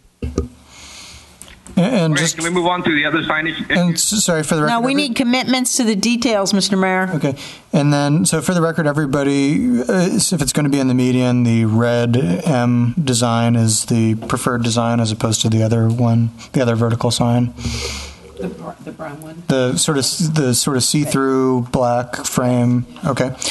And then there was also a question about whether the positioning of the letters Millbrae, if it would be sort of a vertical versus horizontal letters. Theater sign or the other way. The existing monument sign actually have the Millbrae letterings on the horizontal. We like this one better. I prefer the if we're going to be consistent, we should be consistent and keep it similar to the other monuments. I remember. We need to be consistent. I like this one, like the Millbrae Theater. Yeah, I kind of like the Millbrae thing. Well, no, but that too is thin. The opposite. In the Millbrae Theater style, it's opposite. The Millbrae Theater style, which I like, and which this example is the opposite of what we've got on El Camino. Correct. So you could argue either way that, okay, north-south, we've got the letters going one way, and east-west, we've got them going. You could argue it, but do you want it to be the same or different? I remember we had this discussion when we approved the existing signs, and there was some discussion about that, and the sign consultant who was present at the time said that this is the standard convention as you read it, like how you'd read, a book spine. And really, theater marquees are sort of the only, one of the few exceptions to that. I would vote we be thematic with theater. So I would propose we keep it consistent with the current signage. I can't tell what that. I like the sizing of Millbrae, the larger sizing here, and the. I guess it's not the. I don't like the thin Millbrae. This is our monument, so I like larger type here on this version. I think that's fine. I think just the question is how do you want the letters positioned? How do you want to This way the letters? or the theater side? That way? Or Well, I think the discussion came up as the mayor, vice mayor is pointing out here. When you went the long way, the letters had to be smaller. You see how this is a lot narrower if you just took it down? Mm-hmm. The letters got a lot smaller because Millbrae was drawn out that way. So in order to keep the size, you had to keep it on its side. I think that was the discussion when we went through this before. I would also like to make sure that the lettering is somewhat reflective there, so it makes a statement that it's really Millbrae. Well, we hope it's going to be lit in such a way, but positive thinking. Definitely that those letters have some sort of stand out in such a way. Councilman Turner, do you have a preference on the positioning of the letters? I probably go with what you said. Let's keep it consistent with the other signs, because someday we're going to have a new building, and we're going to get that amazing new building with the old Millbrae Theater sign, and it will really make that sign pop. And Mayor Lee? Sounds like we have 3 already. Sorry, what was the question? We did leave it. Do you have a preference on the positioning of the letters? Your point of the Straight up and down or sideways? Like the theater or like the current signs? With our other signs, I don't. It doesn't make a lot of sense to redesign the sign that's already pretty much similar to what our other signs look like. Okay. The question is how much in scale do you want it? How big in scale do you want to see it? Okay. That's a good question as well. Scale. It's not to scale. It's 24 feet. Is that too tall? It seems to be too tall from this, but it's not an accurate rendering, so we need an accurate rendering. But I think it should be perhaps bigger than the other signs, or about the same size. 11 feet, is that too short? Oh, that's too short, yeah. I mean, this just looks, I can't tell. 24. 24 by 5 feet wide. Double. And we need a commitment. So that's basically a 2-story building. That seems a little high. So maybe more of a 1-story, maybe more of like 15 feet. 15 to 18, somewhere in that range. Yeah. I'd recommend probably around 15 feet. The way they have it proposed there, it looks like it's 2 panels, so you can get the Millbrae logo and lettering coming and going, based on the side elevation. It looks like that's what the sign designer did. And then I would recommend uplighting of the sign instead of an illuminated light. I don't know. You mean like an exterior, like a spotlight? An exterior uplighting spotlight. light. Yeah. Because as you lower it, then that uplighting would be. Is that something we have to discuss tonight, or is that something that can be worked out? You can direct us to. Need electricity, please? Well, and irrigation. Decide where we want. I think we have the basic scope of the sign figured out here. So I think in terms of lighting and exactly the size of the lettering, I think that's something that can be finalized at the staff level. Is that we want it lit in such a way that it's a certain way. We don't want it too bright. We don't want it too light. But we want it to highlight the sign. And give it some ambiance. I don't think we should start talking about how much illumination. Okay. That's something the developer can work out with staff before it goes up. Okay? Just for clarifications, this is our sign, not the developer sign. So correct. No. But for clarification, the developer has to do this because we said we'd relocate the monument. Right, but we don't have to work out. We shouldn't be discussing the voltage and the lumens and any of that. So, okay. Should we move on? Just Okay, it looks like we have someone from the public. Former Mayor Colapietro, would you like to comment? Okay. When we're done, I'd just like to make sure I know where. I just have a couple questions on the direction, and we'll work with staff. Thank you. And we are coming up at the 9 p.m. ending for this meeting, so we will have to discuss that in a moment. Yes. Just for historical purposes, I just want to call relative to putting the landscaping in the median there. And the reason that it was taken out before was because there was a lot of traffic going back and forth, and people were throwing all their garbage and soda cans and everything in that median, and it was just constant mess. So that's how it happened that it got bricked over. Now, relative to the sign over here, I think that the direction of the words, I don't care for the one that the letters. Should I use this? This is one here. Yeah, that's the one that's when you. To me, this one, the one that's like that, you have to. It's very distracting. Is you want people to come and see in a normal way that you have Millbrae. The letters start at the top and come down, not sideways. And I think that the thing that bothers me most about it is that it's not a normal way to read. You have people who are walking, people who are driving, and they're not familiar, or they are familiar. They need to reposition their head and their neck to go sideways and read, well, what is this all about? And any type of a distraction in heavy traffic, to me, becomes a hazard. And the hazard, we don't need to have the hazardous with even pedestrians. You know, they could easily be distracted about going like this, or what is that all about? And then all of a sudden you have accidents. So I think we should, I agree, and it should be both sides. I agree with that. It's a way, the one on El Camino is just one-sided, and that was waste of money. We didn't get our money's worth, I felt, because it's not two-sided. But anyway, I think it should be sided so that the illumination that you can see it east-west as you on Millbrae Avenue, and you could put the lighting and make it so that it will shine on both sides. I agree that the only logo that should be on those would be the city's logo, and you have an opportunity to make it bigger.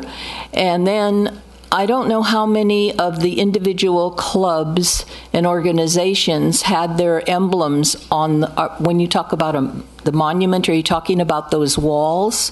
The brown wall that was over by the BART station side on the north side, how many you'd have to fit. So maybe maintaining the, some other kind of a wall that's not white, and put the organizational signs dedicated at that particular place, so nobody will be jealous or, say, oh, why isn't mine? Why do we have room? But anyway, but my most important is to please consider doing the lettering the same way as the Millbrae Theater. Thank you, Former Mayor. Okay, I said my piece. Okay. Any additional comments on the signage? Oh, sorry, Mr. Rorty. Just in summary, I want to make sure we were in question on the lettering. If you have some direction there, that'd be great. The height is, did you say 11 to 15 feet? Is that the? I think we said 15 to 18. 15, 18 feet. We'll work on the lighting, that it's appropriate and vibrant. We're going to take the only logo that's going to be on there is a city logo. And you want Millbrae on both sides of the sign. And lit on both sides. And bold? Bolder, or about the same size? Same size. Okay. Oh, is that what you meant? That the letters, for the example that you've got right now, that the letters that size, as opposed to the letters when we go theater style, that's the preference. The Millbrae is easier to read with the other style of lettering. That one. I'm not saying the direction that the letters are going. I'm saying that I think, Ms. Pappen, isn't that what you said? And it's much easier to read the letters that size than the other option. Correct. Yeah. That's much smaller and lighter. So you might have to go 18 feet instead of 15 feet to have enough room to make the letters thicker, bolder. We'll work with staff on that too, to make the letters as big and bold as possible. We just need to know whether you want it vertical or horizontal. That'd be great if we had that direction. Okay. Anybody change their mind after? Well, I just know from previous discussions, when you go the reading downward, the letters automatically get smaller. And I agree with Ms. Schneider, they need to be a certain height and width. I think that's more important. Yeah, I agree. I think we should keep it as was shown. Not like that. There we go. Is that the horizontal or no vertical? I don't. Not sure which way, but sideways, similar to the current Millbrae signs. I also see the Safeway sign. The current sign hasn't caused any accidents yet, so I'm correct. Same thing with the Safeway sign along El Camino is in the same lettering position. I think we should keep it that way. There's a lot going on there. It's kind of a lot to look at. Okay. Anyway. All right. So next, it is 8:55. The meeting is agendized from 7 to 9 p.m. Would council like to extend this perhaps another hour? Yes. Okay. Yes? Okay. We have consensus. We will go till at least 10 p.m.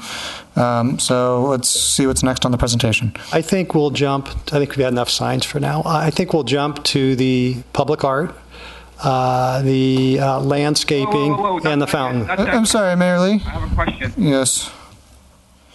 Yes. Question. Go ahead, Wayne. So there was something about awning on the, what sheet was that? It was description of, let me find the sheet. But anyway, it said something about awnings in the call-outs, and I don't see any awnings. Are we allowing awnings?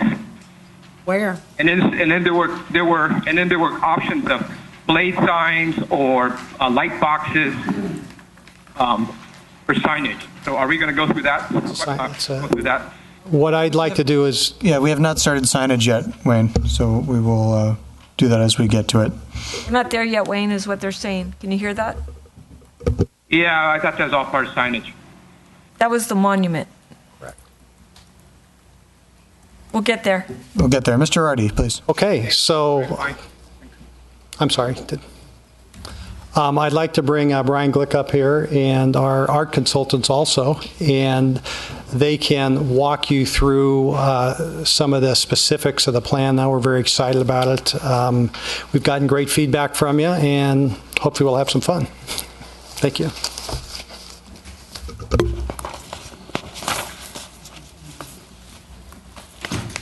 I have to admit, I didn't know that this process with staff and you guys were going to be so back and forth. And quite frankly, I made the comment earlier to the design team that it's gotten so much better. I'm really happy. Maybe we've pushed back and forth on each other, but I think it's resulted in a nicer product. And some of the changes that we made based on the previous comments last week and previous meetings and study sessions are up here.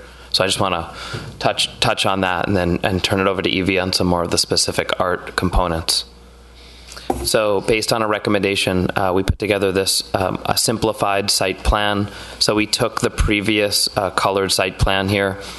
We took off a couple of the elements from there, and we just really wanted to key into the 5 major art pieces, and that's what we're seeing here. So in the upper left, this is the BART screen fence, and you can see that here in the back side of the BART Plaza. The specific art Evie can touch on. I'm going to go around, touch on each one of them, and then certainly we're very happy to talk about the artists specifically and why we chose them.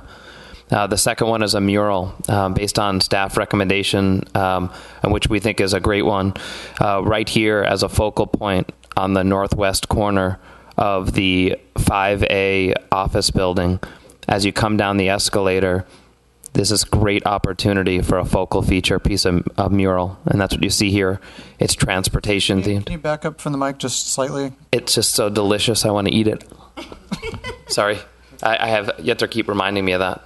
So the transportation themed mural that's up in the middle is up on 5A. What we mentioned before, Councilmember Pappen, which was the gateway or that walkway with the hanging art, is in the upper right here. And those are strategically located in the far eastern section of the parking lot at the pedestrian paseo eastern edge.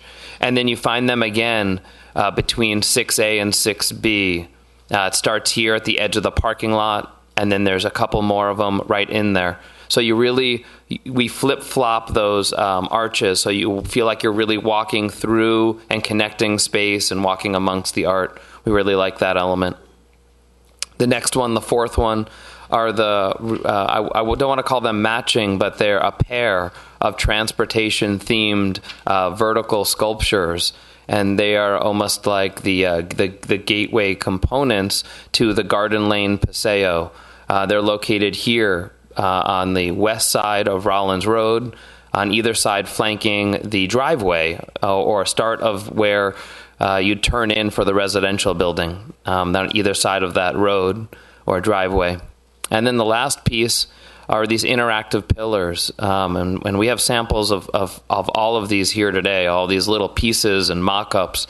And those interactive pillars occur right here in the central plaza.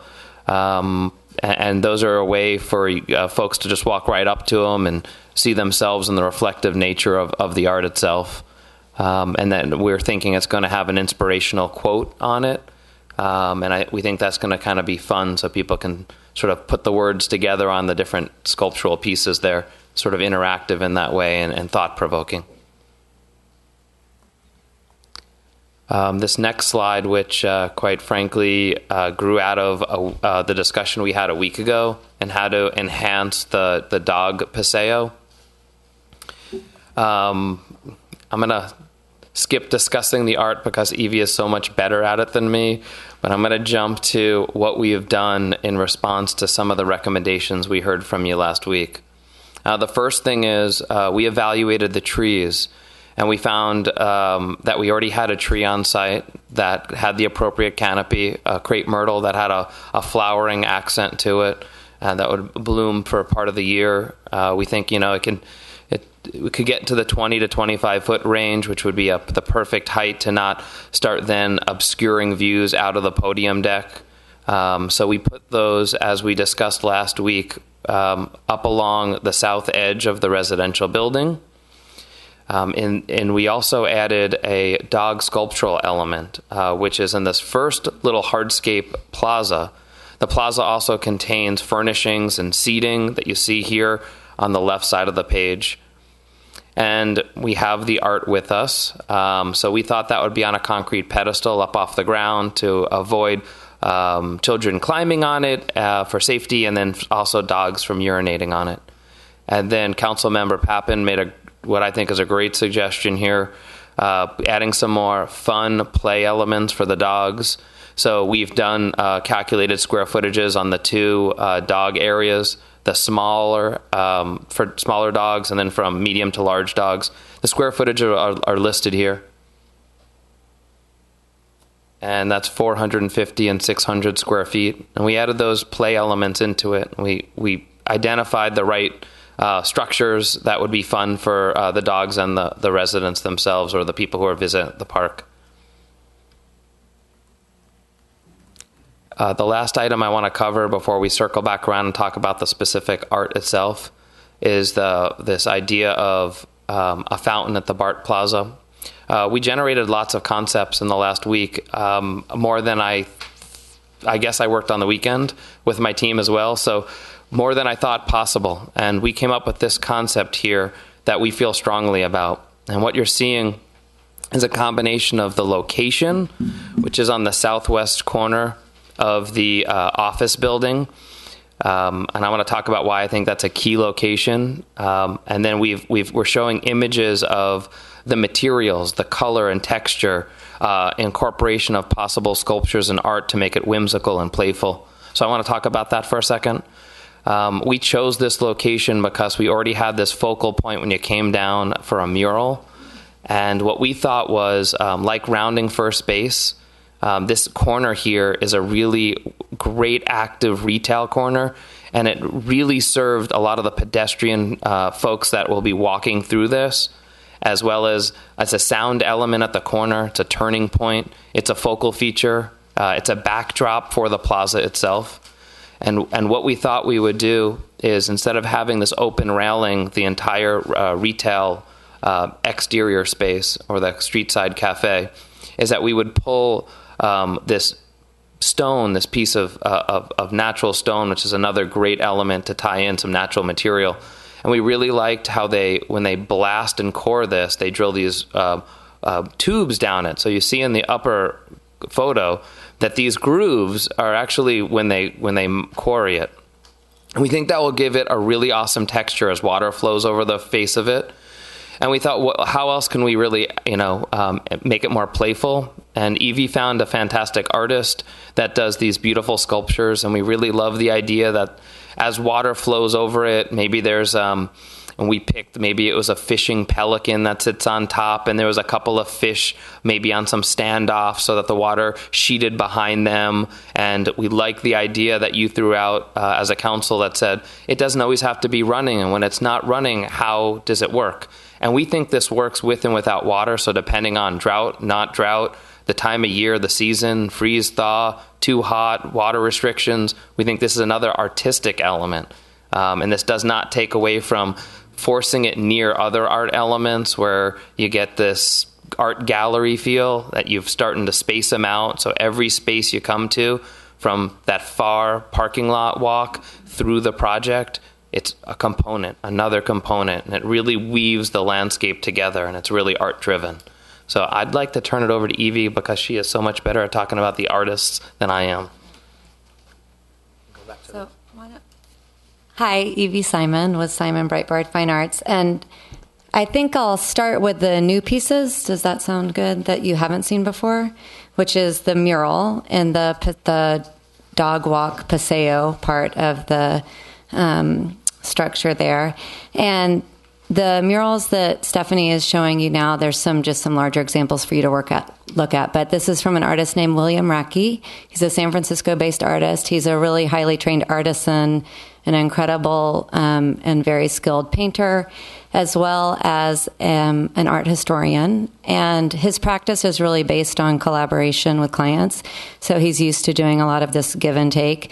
So at the point that he is engaged and approved, that's when this collaborative part happens with the city of Millbrae, whoever you guys choose, and how we choose to do that. But at the response of your suggestions, and I know especially Councilwoman Schneider, we agree that it would be really amazing if a sort of floral and animal-based mural incorporated native plants to Millbrae and to the Bay Area, native animals to the Bay Area, and we can sneak in some dogs in there too. But you'll see in that handout that we've sort of just isolated some images to show that there's a lot of diversity of plant life and animal life that could be included in this.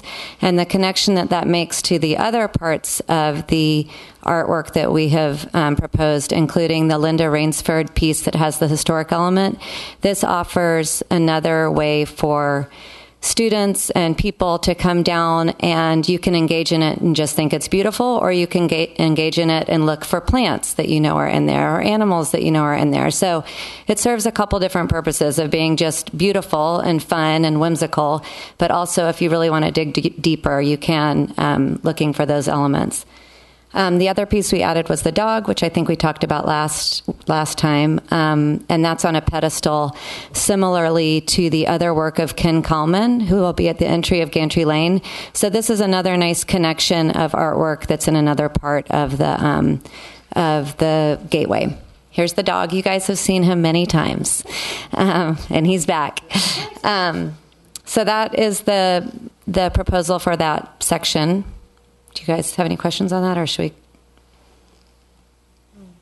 Any questions or go through this? Yes, Councilman Schneider? We weren't asked to do any ex parte, but we've had a short little email conversation about the mural that would go along the wall in the dog park art walk area. So just noting that.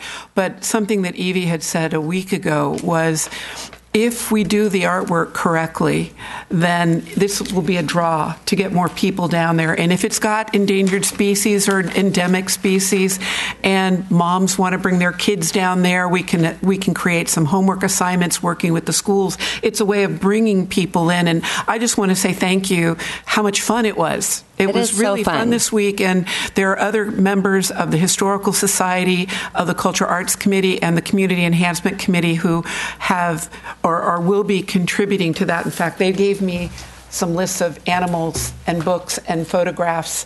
But it's a real great example to the people of Millbrae of something we haven't always had, is this collaborative opportunity. So I'm very excited, and I thank you. However it comes out. I, of course, like the Rousseau-ish kind of more, maybe on there, but, that's as a group will come up. Right. So that's the response. The actually lovely thing about William Racky is that you can look, he has a broad body of artwork. So once we commit to working with him, he can provide us with several sketches for people to approve and community to give input. And because he's so diverse and has such a diversity of styles that he works with, and colors, and some's very illustrative, like whimsical, some's much more realistic. So once we say, yes, we're going to do this, he can come back with several sketches for us to look at. So I have a question. On the slide that you have now, those two images in the upper left, the green one with the dog and the one with the more blue background, are those both the same? Yes, it's all the same artist. Okay. Yeah.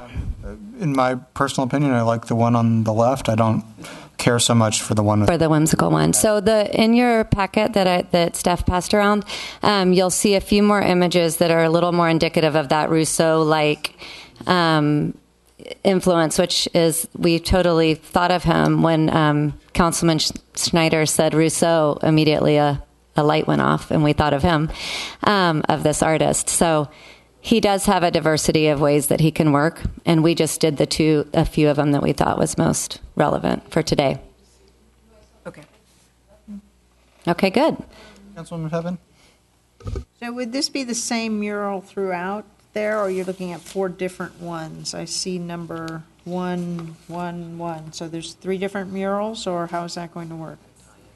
Yeah, so I think that'll be something where we decide if that'll be scattered throughout the wall there, and also I think we'll be in conversation with HMH about how that space is going to work with the tables and where people will be sitting. Obviously, we'd like to engage the parts that we want to engage down there. So I think it'll be kind of like how people use the space is where we'll put them. Yeah, the eastern portion of that wall doesn't have a lot of canvas, so to say, for art to really live. So as you start heading west, you've got more vertical wall clearance. So it has the perfect opportunity, depending on the artist. If it's this one, hopefully it gets approved today, that maybe he has a smaller piece with more intricate detail that would be in a lower section of wall, and a larger piece or wider or taller would go down towards the western edge. So I think we would kind of dial that in, and that's the fun of saying yes to the artist, is he gets to generate some of these concepts, and we get to figure out where it sits on that wall. Yeah, that's right. He really will engage the space based on what he sees would be an effective way of putting certain elements. I'm concerned about the light in that area. So I would lean more towards something brighter. It's just some of these seem much too dark and would thus darken, I think, an already an area that needs more light and would be more inviting. Yeah, I think that's, sorry to interrupt. No, go ahead. I think that's great feedback, and that's another thing to speak with the artist about, and he can just provide more space in between. It'll also depend on the backdrop of, the base color of the wall that he'll put. I'm sorry, am I too close? Oh. this problem. I didn't take Sorry. So yeah, he'll choose color to use as his base that will really speak to kind of that and brighten it up. And I do like the idea of, I don't know, maybe it's just because of the brightness, like the fruit trees, that kind of thing. I don't know. I mean, I would leave it to the artist. I think there's room to make it exciting and somewhat inviting. So Great. I have no idea where you're going to go with it. Well, I think with flowers, and I mean, I put a poppy in there. There's obviously, what you're seeing is a lot more greenery. And I think once we engage some of these native wildflowers, that'll bring in some pops of color too. Okay. Oh, sure. There's some little birds and flowers that are native. Okay, Mayor Lee, any comments? I want to forget you there. Just a couple comments. Was there any? I didn't catch a discussion about are they working on? Does that also include the barriers? Is that also part of this discussion? And are we talking about the water feature? Not yet. Not yet. I would like that to be as open as possible. So I don't, we're Open yet secure. Yeah, well, I know. Well, if you're talking medium, large dog, I mean, it has to be, they don't want to feel like closed in. So, 42 is about right there, all right. And from the I'm not worried about the height. From the picket standpoint, they'd be 4-inch clear max per code. That's the widest we can get. Otherwise, you have to go really large and the dogs run right through it. So I think we would go to the max spacing. That's what we would prefer. Okay. All right. And then the play items here, I know that was in the item I gave you there. Annie, you and your dog, you ever seen this? I mean, pardon? You and your 3 dogs? So would they jump up on some stuff like this? Yeah, as long as it's about the height of my bed. I like the one with the bones, of course, but Bones? Oh, bones. When I get home, I'll ask him. That's cute. I got that last week. And you've got 2 different site finishings here, or 3. I understand the water thing. What's this one on the lower? Below where the dog's drinking? Receptacle. Yes. Oh, those are the trash receptacles. Okay. I see. Okay. All right. Okay, we're okay on the dog park area? Okay. Are we going to have all 4 of these dog sculptures? Or are we putting in Fido there? How's this going to work? You've got 5 dogs pictured here. I think there's 2 dog sculptures, right? Yeah, Yeah. we could do 2. Would you prefer it to be 1? No, 2's 2? good. Sure. I make a motion for approval? Okay. Which you actually need, though, right? You need to begin getting some. Where somebody can congregate. On the other side, you can have the children at a lower level looking at what somebody said, is this an aquarium? That's the concept that somebody who first saw it because of the artwork and everything. So I think it's hit a lot of what everybody's looking for, in my opinion, and I do believe it is a bit of a natural gathering place. And again, it keeps our EVAs clear, allows for us to good pedestrian circulation too. So, Well, I think maybe a way we could sort of reconcile that is perhaps if it had sort of like a concrete sitting area along sort of the bottom part of the fountain. Would something like that work? A small component for sitting in front of it can fit. We are a few feet away from the EVA, so we want to be mindful. From what? The emergency vehicle access. Okay. So yes, we can fit that in, but it's not going to be grand. It'd be like that front wall that's shown here, like that really is shown as a 6-inch curb. I would raise that up slightly to that 12 to 18-inch height on average, and then I'd pull it forward just a little bit towards the paseo, so that way you could sit on the edge of it. Like a couple feet of depth? 18 inches is a comfortable sitting zone, and I think that would be in line with the other seating elements throughout the project. I like the idea. Okay. Yeah, on that note, could you do a series of stone blocks that replicate the fountain out in that area? As an idea for more seating. Oh, you mean stone block? Stone itself. Just stone. Use the same stone and stone blocks around that area, so there'd be multiple seating areas. Question. If you put stone blocks or something that isn't movable, are you taking away the ability of kids or young adults at heart to play in front of that fountain? So to do selfies in front of the fountain. I mean, they could sit on a block. Hopefully this becomes interactive too. If there's a big Peloton sitting up there with a fishing pole, people are going to have fun with it.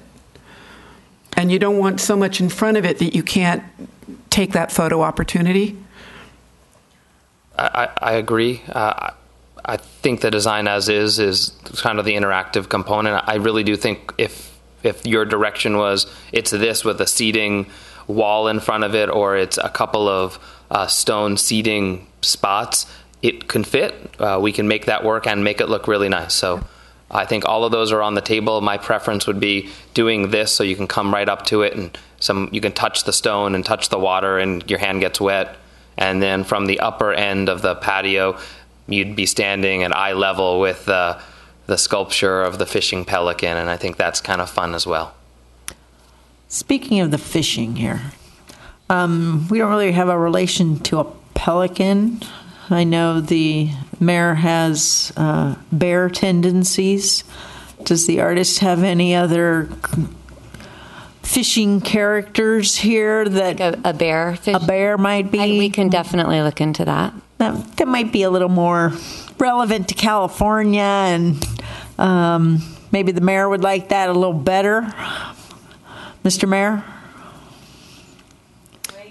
Well, I think Mr. Kelly was pointing out that, before that he wanted to draw people into the retail area, which is very minimal anyway, that they should just put the fountain closer where they can draw people in, where people can congregate. I understand that he's trying to keep costs down. I think... items here. It's the water feature.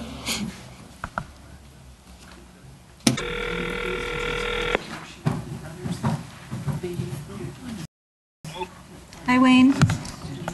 Yeah, I called back in, but... You are connected now. You are... Okay, thank you. Thank you. All right, he is back on. Sorry about that. Back in. So, Ruben. Get some order here, Ruben. Come on. Mayor's on. Okay, we have Mayor Lee on the line now. Did you catch what we were just discussing on the fountain concept? I just caught Councilwoman Cappen's what she said about something about agreeing with the mayor. The mayor's trying to say, she understands what the mayor's trying to say. Okay, can you repeat those comments? Oh, me? Oh, yeah. Sorry, Mr. Mayor. Try to build consensus. Yeah, I thought you wanted much more like of an interactive type of fountain, like those things popping up. The water fountains in San Jose. Water fountains in San Jose in their center area there. But then the other three kind of shot it down.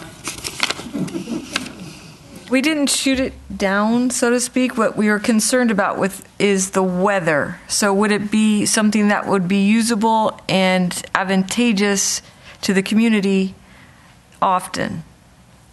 Well, you said the comment was if the weather's not, drought or whatever, you're going to shut down the other fountain anyway. So to me, you're going to shut it down regardless of. You're going to shut it down for advantageous inclement weather anyway. So that the argument doesn't really, it can go both ways. No, actually, that point's well taken, but I think we're speaking more on heat weather. Like, is it warm enough for kids to go, like tonight, to go play in? No, I'm not asking for. I'm not something that wet. I'm looking for something that's playful, but not going to become a playground for kids to play in.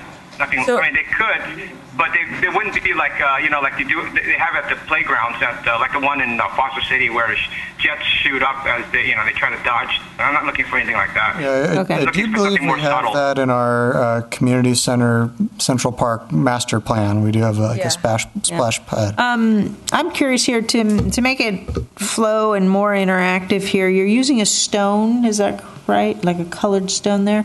And if you are putting this type of seating there, could you bring some of the color flowing out a bit into the seating area?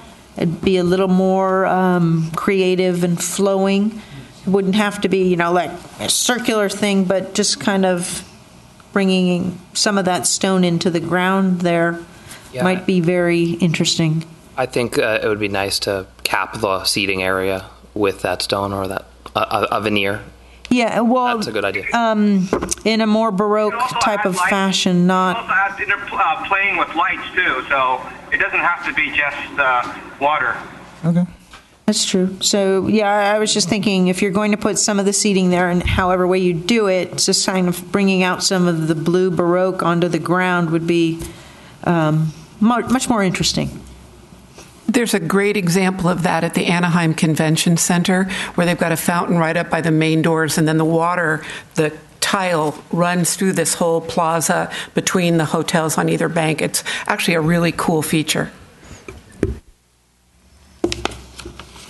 I think it works on the wall. Okay. So do we have some consensus I want to see a bear. here, or should we? Is there a preference of animal? I haven't seen a bear, but if we can look at a bear, it'd be nice. We've narrowed it down to that kind of thing. Bear fishing. What do you need tonight from us? Do you need, with this type of style, with the changes, with maybe the option of the animal? You can come back with the option of the animal. So you can go forward with the planning and the expensing, if I just made up a new word. Yeah, our preference, if we're that far along, if we could get an approval, a motion to approve something and come back with an element or work with staff on it, that would be our preference, so we can keep everybody going. Okay. So there's less moving parts. I think it sounds like what we presented is people like it, and we'd like to get this part of the project approved. With the seating area and different types of lights, different options for lighting. So in that case, I'm sorry, do we? I think, can we move on then? We're in consensus? Mm-hmm. Okay. Okay, next. What can we show you next? Is there any other art or maybe there's 5 others. Okay. There's the art that you guys have seen before. Yeah, the art screen. The art screen?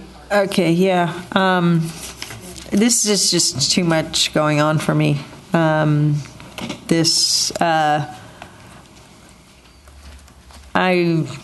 not a fan. That was just. Does anybody else? Can I suggest we do maybe the easier ones and leave this one last? Sure. Okay. So art mural. We have these transportation themes: train, 2 different types of trains, and cargo ship. Is this one or all 3? These are inspiration pieces for the mural, and the artist will come up with a way to integrate those along the wall. Okay, yeah, I think we should be singular in whatever we're doing there. I was hoping you weren't trying to get all 3 on one. Well, we can integrate maybe all rail-based travel, which would include past to present, and stick with that. Yeah, and maybe aviation as well, because of the airport proximity. That would be easy to integrate because it could be sky and land. Right. Yeah. Mm-hmm. Okay. Maybe we can do that. Funny you should say that. Looking at some of Rousseau's work, he actually has some with balloons from the early days. And I can't remember if dirigibles were ever kept at San Francisco Airport, but maybe a dirigible. I'm leaning towards the Art Deco kind of look. I like the style that's presented. On the top right? Yeah. Okay. That's great. Okay. Any other comments on the art mural, number 2? Mayor Lee? Councilwoman Oliva? No comment. I have no comments. Thank you. Okay. Great. Next, the sculptural gateway art, number 3, that we've seen several times, the spherical structures. Any comments on those? Doesn't thrill me.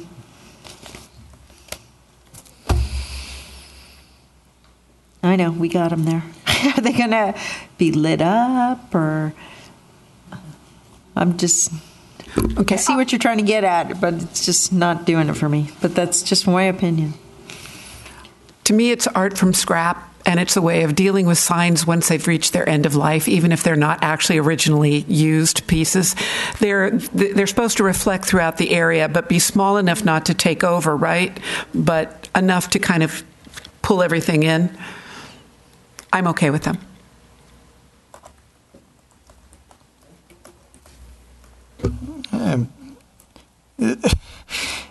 It's not necessarily what I would have come up with, but I have trouble coming up with something that would look better in that type of position. So I'm okay with it at this point. These are integrated throughout the development. There's some that are hanging, and then there's some that are just ground level. We don't have a specific number as of yet. There's 4 hanging ones, and then there would be a few more on the walls around that in that same paseo. I'm sorry, can you hold those up again? I would just say that I prefer the red and white, sort of the variation of colors, as opposed to all one color. Right. So yellow. These are actually integrated with the sign, which we would use in some of these references still to those Millbrae names and things. We would do custom signage for those. Okay.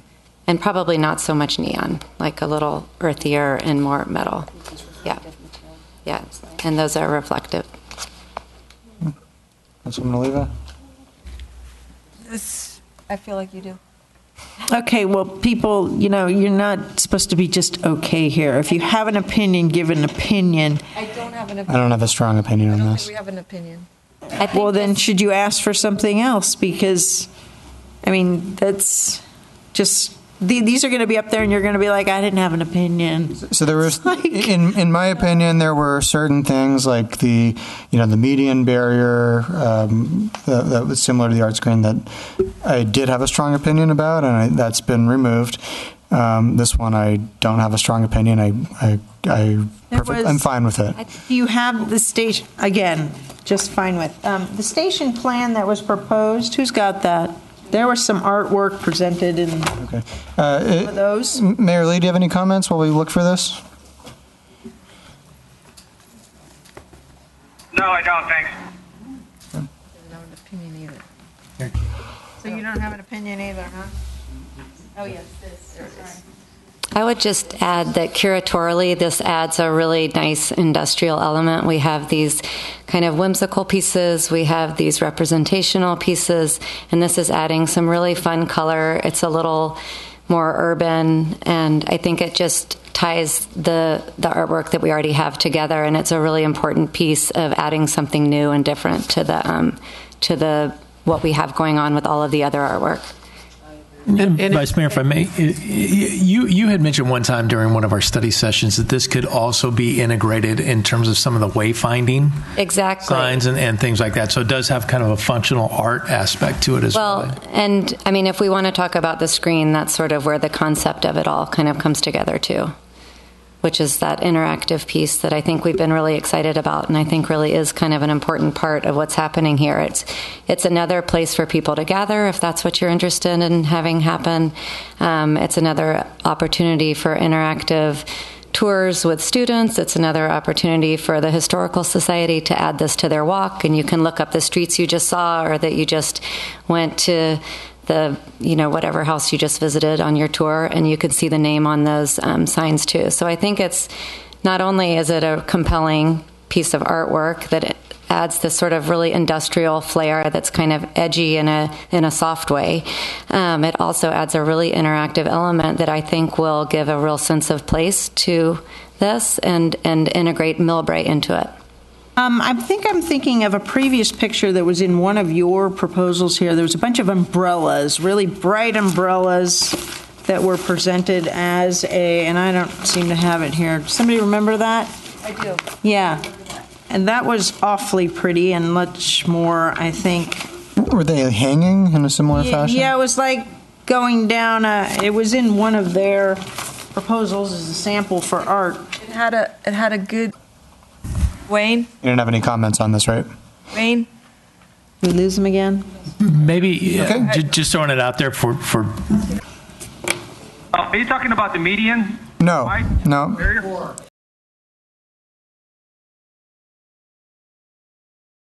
He's very concerned about the median. Do you see the slide that's up right now on GoToMeeting? Oh, hang on a second. I'm having internet problems. Hang on a second. Okay. Well, let's move on while the mayor tries to find it.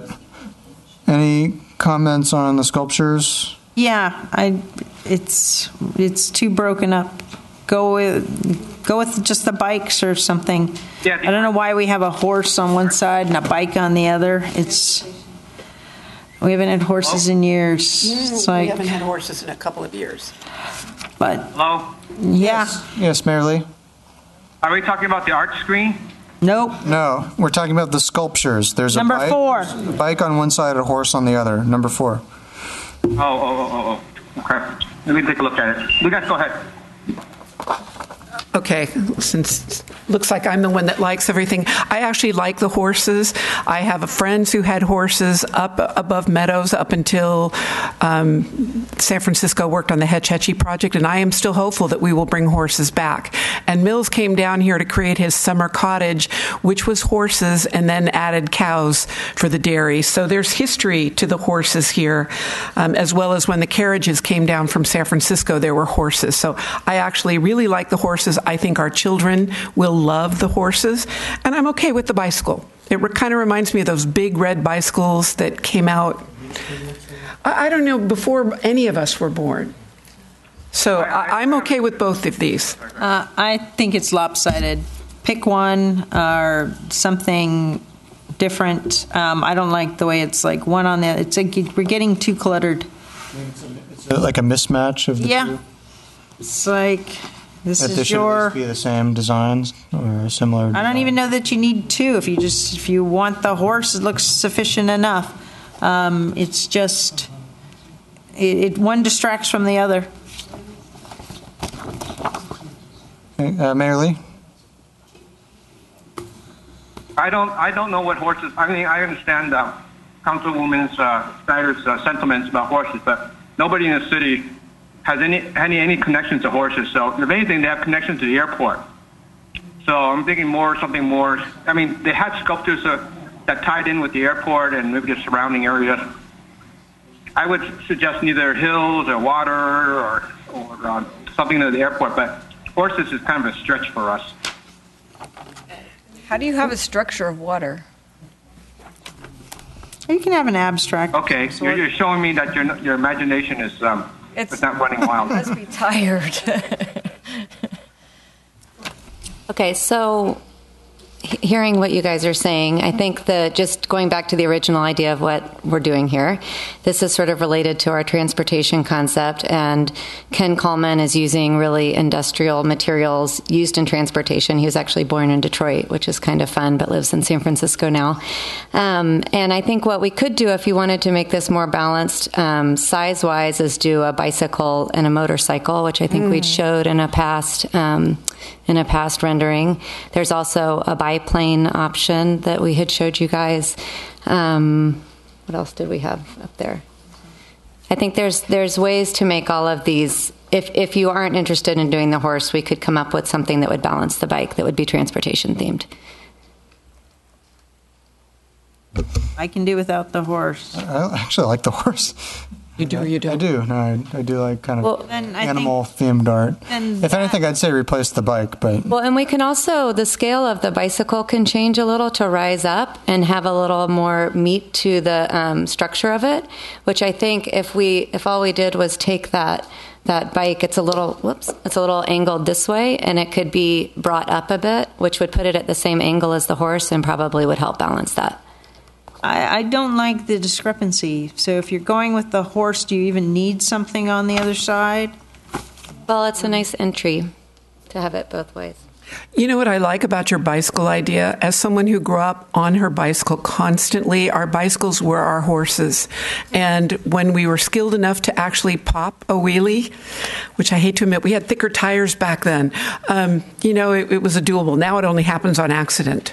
skinny tires. So I'm pretty strong on the horses. I don't feel the need to have to reflect any more airplanes. I hear them all night long. I don't want to have to see another airplane. Yeah, this is quiet transportation, both of these. And probably a little bit more climate change friendly. That's true. How about train? We've got trains in the mural, Wayne. The mural on the plaza already has trains. You want BART? Nope. BART could be on the mural. No.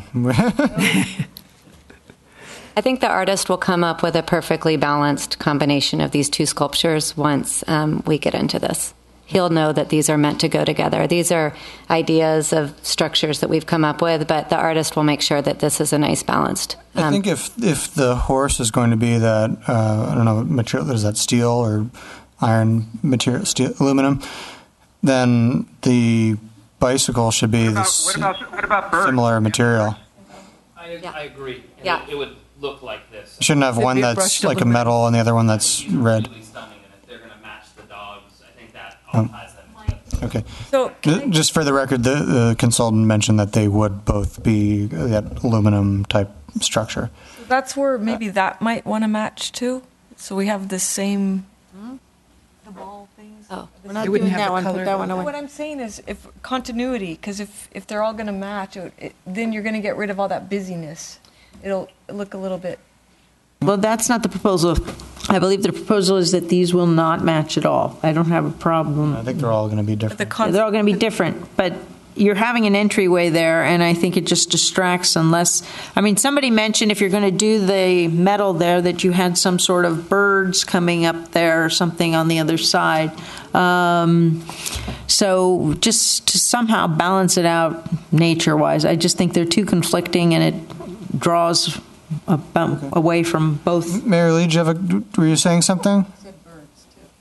He's the one who said birds. Said birds? Okay.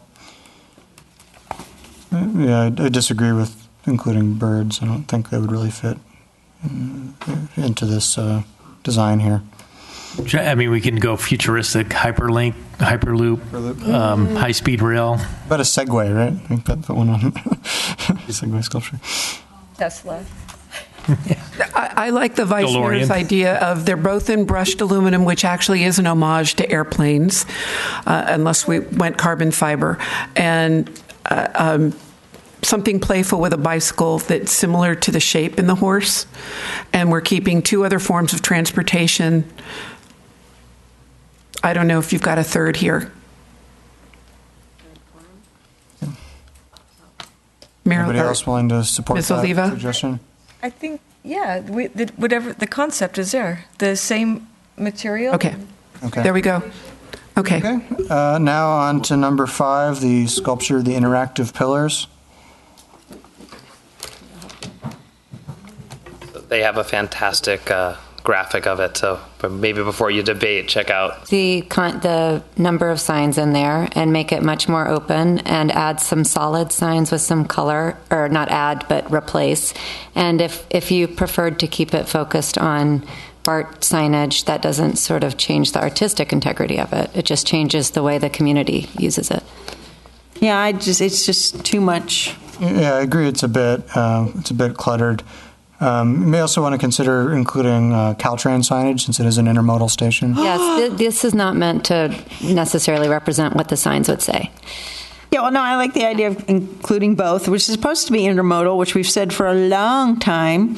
So I agree with the Vice Mayor if we can incorporate, yeah, we can incorporate the different aspects of our transportation agencies. Great. That would be nice. And that'll fit well with the other artwork too. So reduce signage, make it feel less cluttered, maybe busy. Have some solid color, and then we can talk about the words that you would like to have on it. But we can definitely do that. Okay, Councilman Schneider? I'm just curious, does that make it look like the famous London Underground, where the signage itself, that map itself, has become art? How would we make sure that we're not just copying something? I'm open to the ideas. I don't think we suggested a map. We didn't. No. Oh, you're just saying, so the names, right. Just the names. Oh, okay, okay. And I'm going through my head trying to think of bronze sculptures that kind of show immigration patterns or things like that, and I'm going blank right now, but I'm sure there are pieces out there that have done it. So I would say bring it back. Well, no, we would like to see what it's going to look like. I mean, that's the idea here. I get that you're willing to make that accommodation. I'm not going to say, yes, that's it, and then it comes back and it's something we still don't like. So we've made a suggestion, if it can be accommodated, or it's a green wall and growth. So what do you want to do, people? Mayor Lee, do you have a comment on this? The vertical art screen, number 1. Wayne, Yes? do you have a comment on that wall? No, I don't. Would you prefer Have fun. signage or a green wall? I always prefer green, but, it's the maintenance. Can we maintain it? Who's going to maintain it? It may be difficult in that. That location, it's going to get dried out because it's going to have wind on both sides. So that could be problematic. You guys decide, but that's my only concern. Who's going to take care of it? If it's a green wall? So are we at, Councilwoman Pappin's suggestion is to simplify the colors there, simplify something there, and come back with us. Does the artist do that work? You want to see more of a final. The problem is an artist doesn't do a final until they have a contract. So you can't have your cake and eat it too that way. Then I would say no, unless we can get some sort of a different rendering.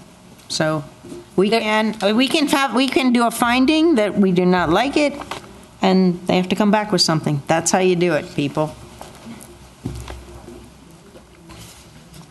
Make a decision. What do you mean make a decision? You're asked to make a finding tonight. Do you find this is what you want? I see. Well, then they have to come back with a simplified one and show us. Yeah, I tend to agree with Councilwoman Pappin on this. I think, unlike some of the other art, this is a bit more abstract, and it's a bit more sort of difficult to picture and just sort of take your word for it that it'll look good in the end. So I'd like to see another rendition of this. So this one could come back at the beginning of May on that with another version of it. A couple options, maybe. Yes, I think it looks like the majority are you're okay with. If this one piece, we have to come back with some specific direction. So when we come back, we've really got to narrow down to what you're looking for. I think we can work with that. So I think if it's been a successful presentation, I think there was a lot for you to look at, and if we're just coming back with one piece and get it right, that's what we'll do. Okay. It's after 10.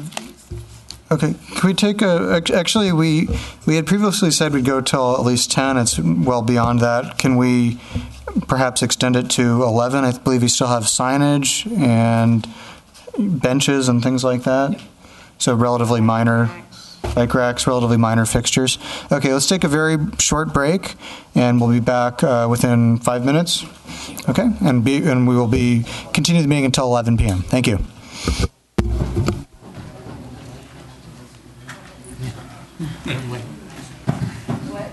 By that time, that'll be historic.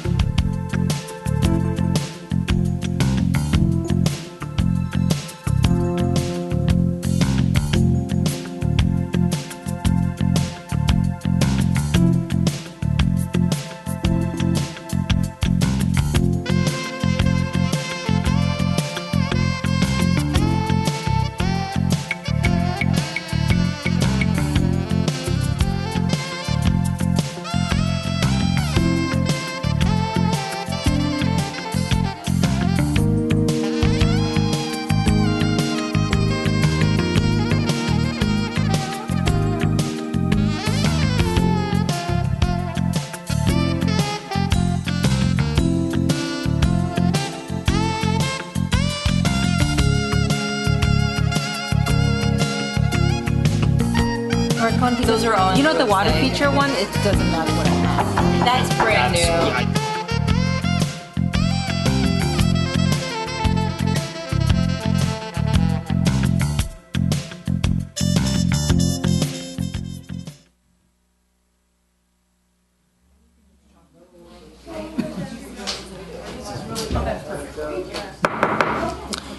Okay, welcome back. We are now moving on to, I believe, the signage or some of the other fixtures. Yeah, if we can wrap up landscape, I'd love that. Thank you. Sure. You want to come back? I just keep paying child sitter, so yeah. Okay. Okay, let's go. So we have presented these sheets. They remain unchanged from before. I can run through them or talk about why we selected elements, or I can answer direct questions you may have. It sounds like you may already have feedback for me. This is UD05? That's correct. Page UD05 for anyone flipping through their materials.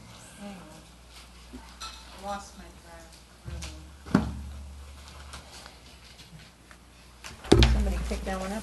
So before someone said, why don't we just number them easy? And I agree. It's so annoying on our end too. But UD is urban design, L is landscape. Everything had a vision, and as we've created new sheets and added and subtracted them, we've had to get a little creative. Apologize, it's confusing for me too. No, over there, the little ones from this time.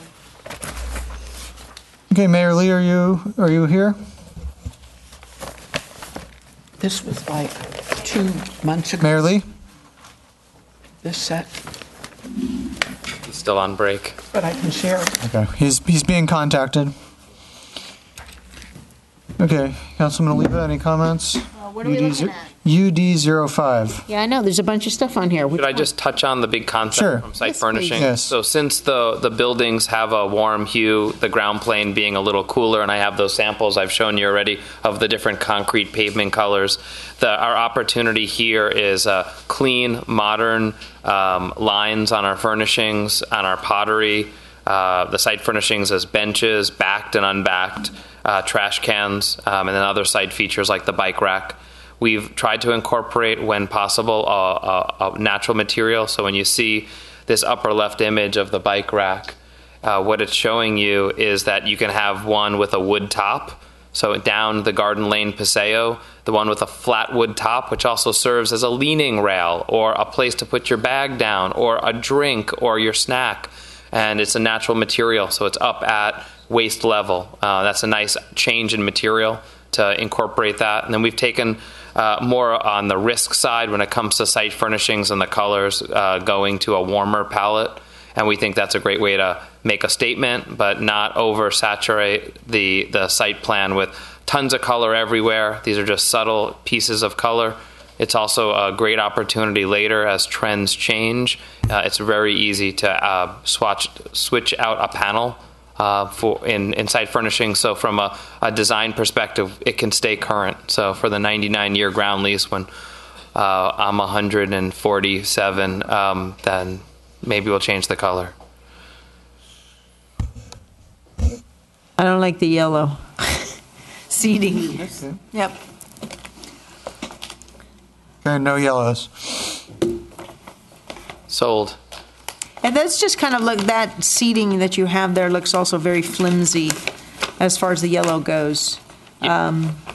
You're correct. We were instructed to show both permanent seating and flexible seating. So I wanted to give you sort of the design palette. So of what we plan to install day one is all the permanent mounted. So it's the poured in place seat wall with the wood cap or I'm okay wood, with that. Yeah, so that's what we're getting day one. And then the idea here is that you get these pieces of furnishings that come in with the retail tenants and come out from the residential office, and then you get really cool activation, really nice color. So I just want to be clear. No flimsy yellow stuff there. You're not putting that in. No yellow. No. Just Yes. Later on, The hard stuff's fine there. Yeah, my only question then was your cement or your paving enhancement. You have a lot of different things there. What's happening? You're right, and I think that's really important for a project like this when we're setting the character from a vehicular travelway to a pedestrian, and then the scale of the spaces that we'll use. And I can grab them. Okay. Sorry, excuse me. So Kelly has in his hand 4 different pavement samples, and that's just sort of that cooler tone. And I've got in my hand a warmer tone. So you'd see those cooler tones in the pavement patterns on the ground. And then as you get up into the walls and accents, you might get a little warmer tone. So it starts transitioning to the vertical architecture. We think that's a really great way to ground the ground plane. And then as Czech presented for the site development permit, that urban design fabric, the landscape really does tie all these structures to grade. And we feel like, I mean, I guess I'm saying that I think landscape architecture is the most important on the record. So I'm going to say that because I'm the landscape architect. Are you looking for a raise? What? No. But I'll take one. That's fine. These are lovely, but you've got different patterns here, so I'm just confused. I love the enhanced. That's wonderful. So what are we talking? Are we talking big? Rectangles here, or what are you doing? There's a whole bunch going on in this pattern for, yeah. Yeah, I think you're going to have a little bit of each. And we show that in some of our examples when we do the enlargements. And I think that's quite important. When you've got small, intimate spaces, it's from a design perspective, the smaller paver makes the space feel more rich. But the bigger plaza at the where the interactive pillars are, those are going to be a larger paver or a cast, and that score pattern, whether it's a paver or pavement that looks like a paver, to me, in those bigger spaces, you want that to feel grand.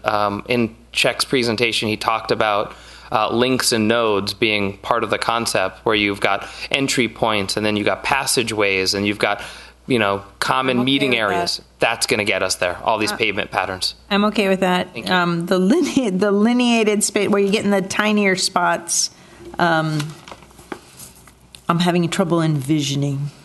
Yeah, we talked about the dog walk before, and in that area, those little spaces, they're small and they're intimate. There's 3 tables and a bench, and those would be the smaller pavers. And so when you talk about the larger garden lane paseo, those would be the bigger patterns and the larger pavers themselves. Yeah. But is this part of your question? The pattern is, it's getting late. It's not, there's no pattern. It just kind of, it's going to change. It's going to be fluid. They're banded patterns.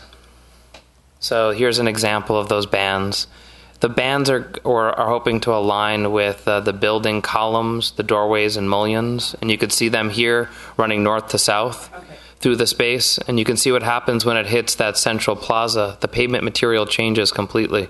So it's actually very planned. It's not random. Absolutely. Okay. It is absolutely planned. The geometrics. It does, and it complements the architecture, it complements the outdoor spaces. It makes a person walking through it feel like, hey, now I'm in a plaza versus a paseo or a retail, pedestrian street. We don't have that much retail, but okay, I approve. Thank you. One question. You showed us pictures of the kinds of seating that will be in the art and doggy walk. Yes. Different tables on the other side, or the same? It doesn't really matter to me. They're similar. They'd be a similar material. Those are permanently mounted and fixed to the ground. In the garden lane paseo specifically, the larger tables, those would be flexible, and those would come in later with the tenants. Okay. What we're proposing are more of the benches and seat cubes and fun stuff. Mr. Mayor? Mayor Lee, are you present? Yeah, I'm listening. Okay. Any comments on the pavers or the seating, any of that? I approve. No, it looks pretty good to me. Okay. You want to commit on the record, people? Get on the record. Yeah, I don't want to steal Councilman Schneider's thunder here, but for the waste receptacles, is there recycling as well as garbage? Yes, and I have to say... And composting, right? I did pick this one here. It's called the Multiplicity, and it's got it's inspired by by wings, and I saw its connection to the existing BART structure, which has been something we've discussed. That was a long time ago. I picked it for that reason, and it kind of ties in. Okay. Can I build on that one? Sure, go ahead. Okay, so universally, the separations are recyclables, compost, and landfill. And because we have one of the shining examples of Millbrae is our food scrap program, we really need to be getting that message in all of our containers. So I love the wings. I will tell you from my experience that these containers get broken into by street people all the time. So sometimes we actually just design them to be broken into. We don't block them, we let them open. But use the terminology landfill, compost, recycling, because that's pretty much universal now. Got it. Okay. And then on the lighting here, it looks relatively, the lights themselves look a bit small, and I don't know, I assume they're LED or... They are. They provide sufficient brightness? Absolutely, and part of this approved site development permit is a photometric plan, and it's in there. All the cut sheets, all the fixtures, the required calcs, which are quite high, requirements are high on property for safety. Okay. So even these small fixtures are quite efficient these days, these LEDs. So I didn't want light specifically to have the fixtures be a driving aesthetic. So they're not meant to take center stage here on the project. Okay, fair enough. Okay, so are we good with all of the miscellaneous fixtures? Or do we have to look slide by slide? The bollard thing. Bollards? What he did. So are we choosing from one, or are these both included? I'm sorry, the microphone. Yes, you've got two different bollards. Are both part of the proposal? This one almost looks like it's collapsible.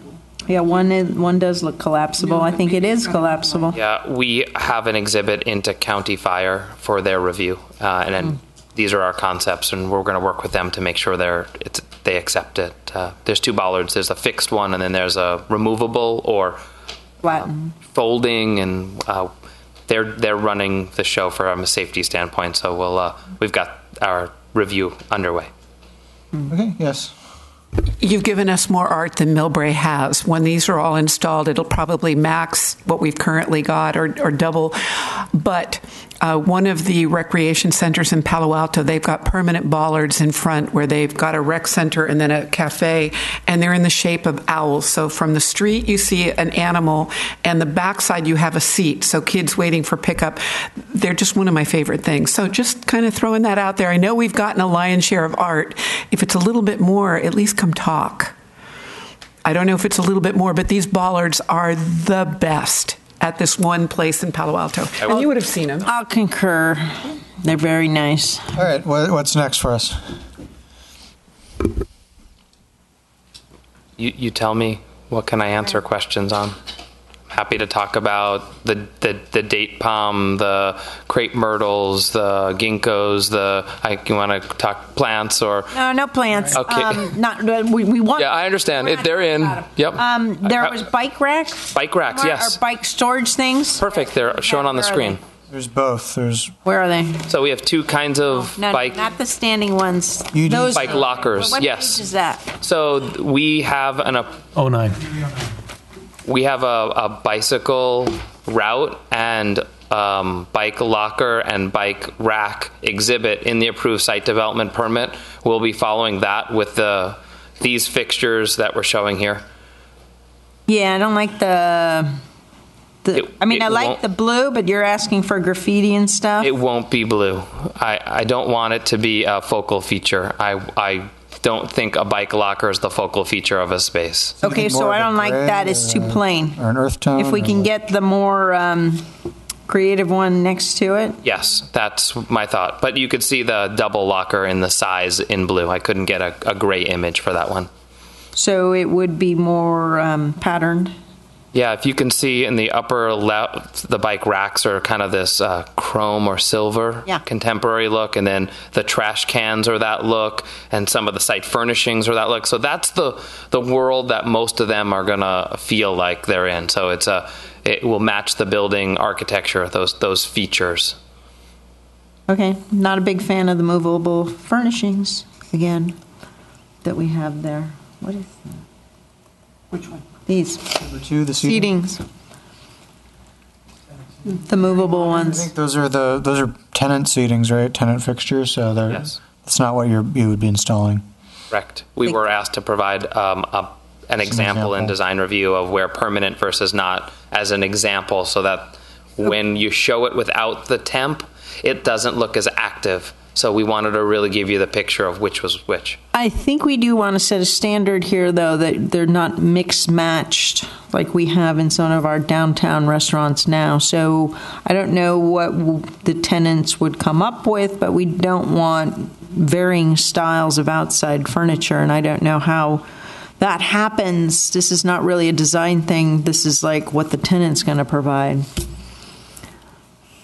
So, just something to consider, people. I can address that a little bit. I think as you've seen different retailers, their brand of seating sometimes is an identity of who they are. So from a landlord standpoint, we'll approve every piece of outside furniture, but we do need the flexibility for a tenant to kind of identify themselves with their furniture. So. And I think our feeling is the more tenants, the better. Okay. Where are we? Any other comments on this? Or can we move on? Is that it? We're not talking any more plants or anything. What else you got? What did we miss?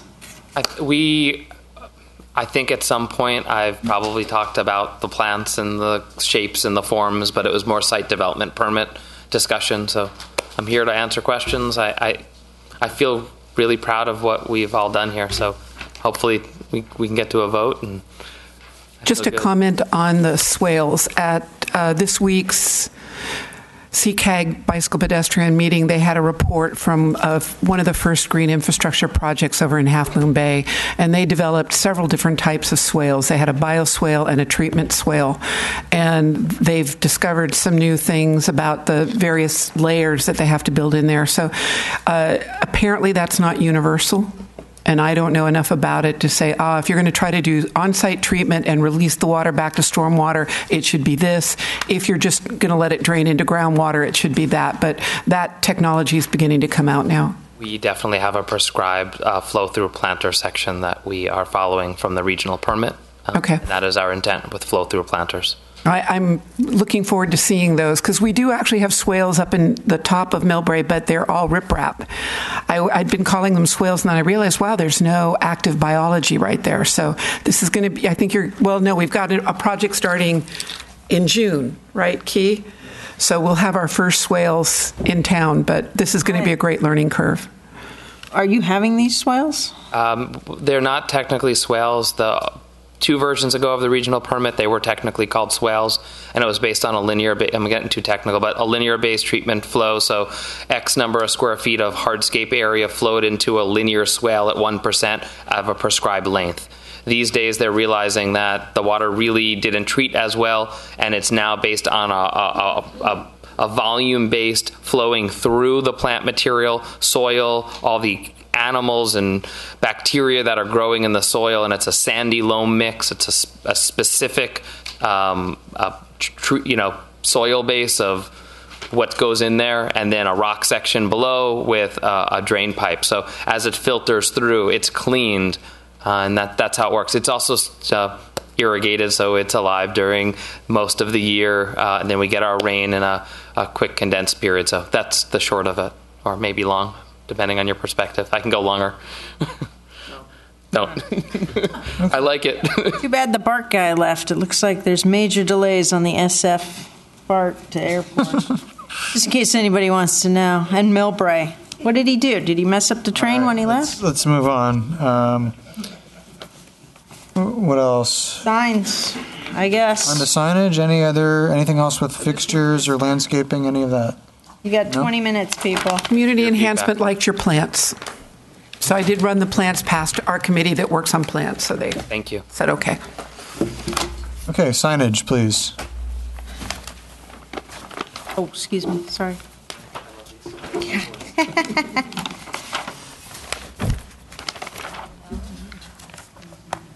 Controller brings it down. Great. Overall statement, the master sign program, every sign that's on here conforms to your city ordinance. I'm happy. Do you have specific questions? You want me to kind of walk you through what we're doing, or what's your preference? Pardon me? Okay. The building signage is, let's just go right to, well, that's one sign that's the gateway signage for the project. And again, a comment that Mayor Lee had at the time, that sign originally was kind of above the parapet, and we brought it below. And again, it's conforming with the city ordinance. There's our marquee sign. We have a tenant sign here that is for specific tenants.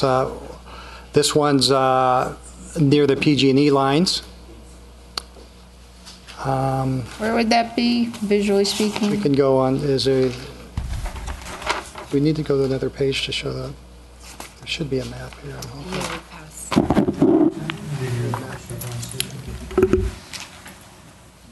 What number is that? There we go. Okay. That is, I can't read that. What is that?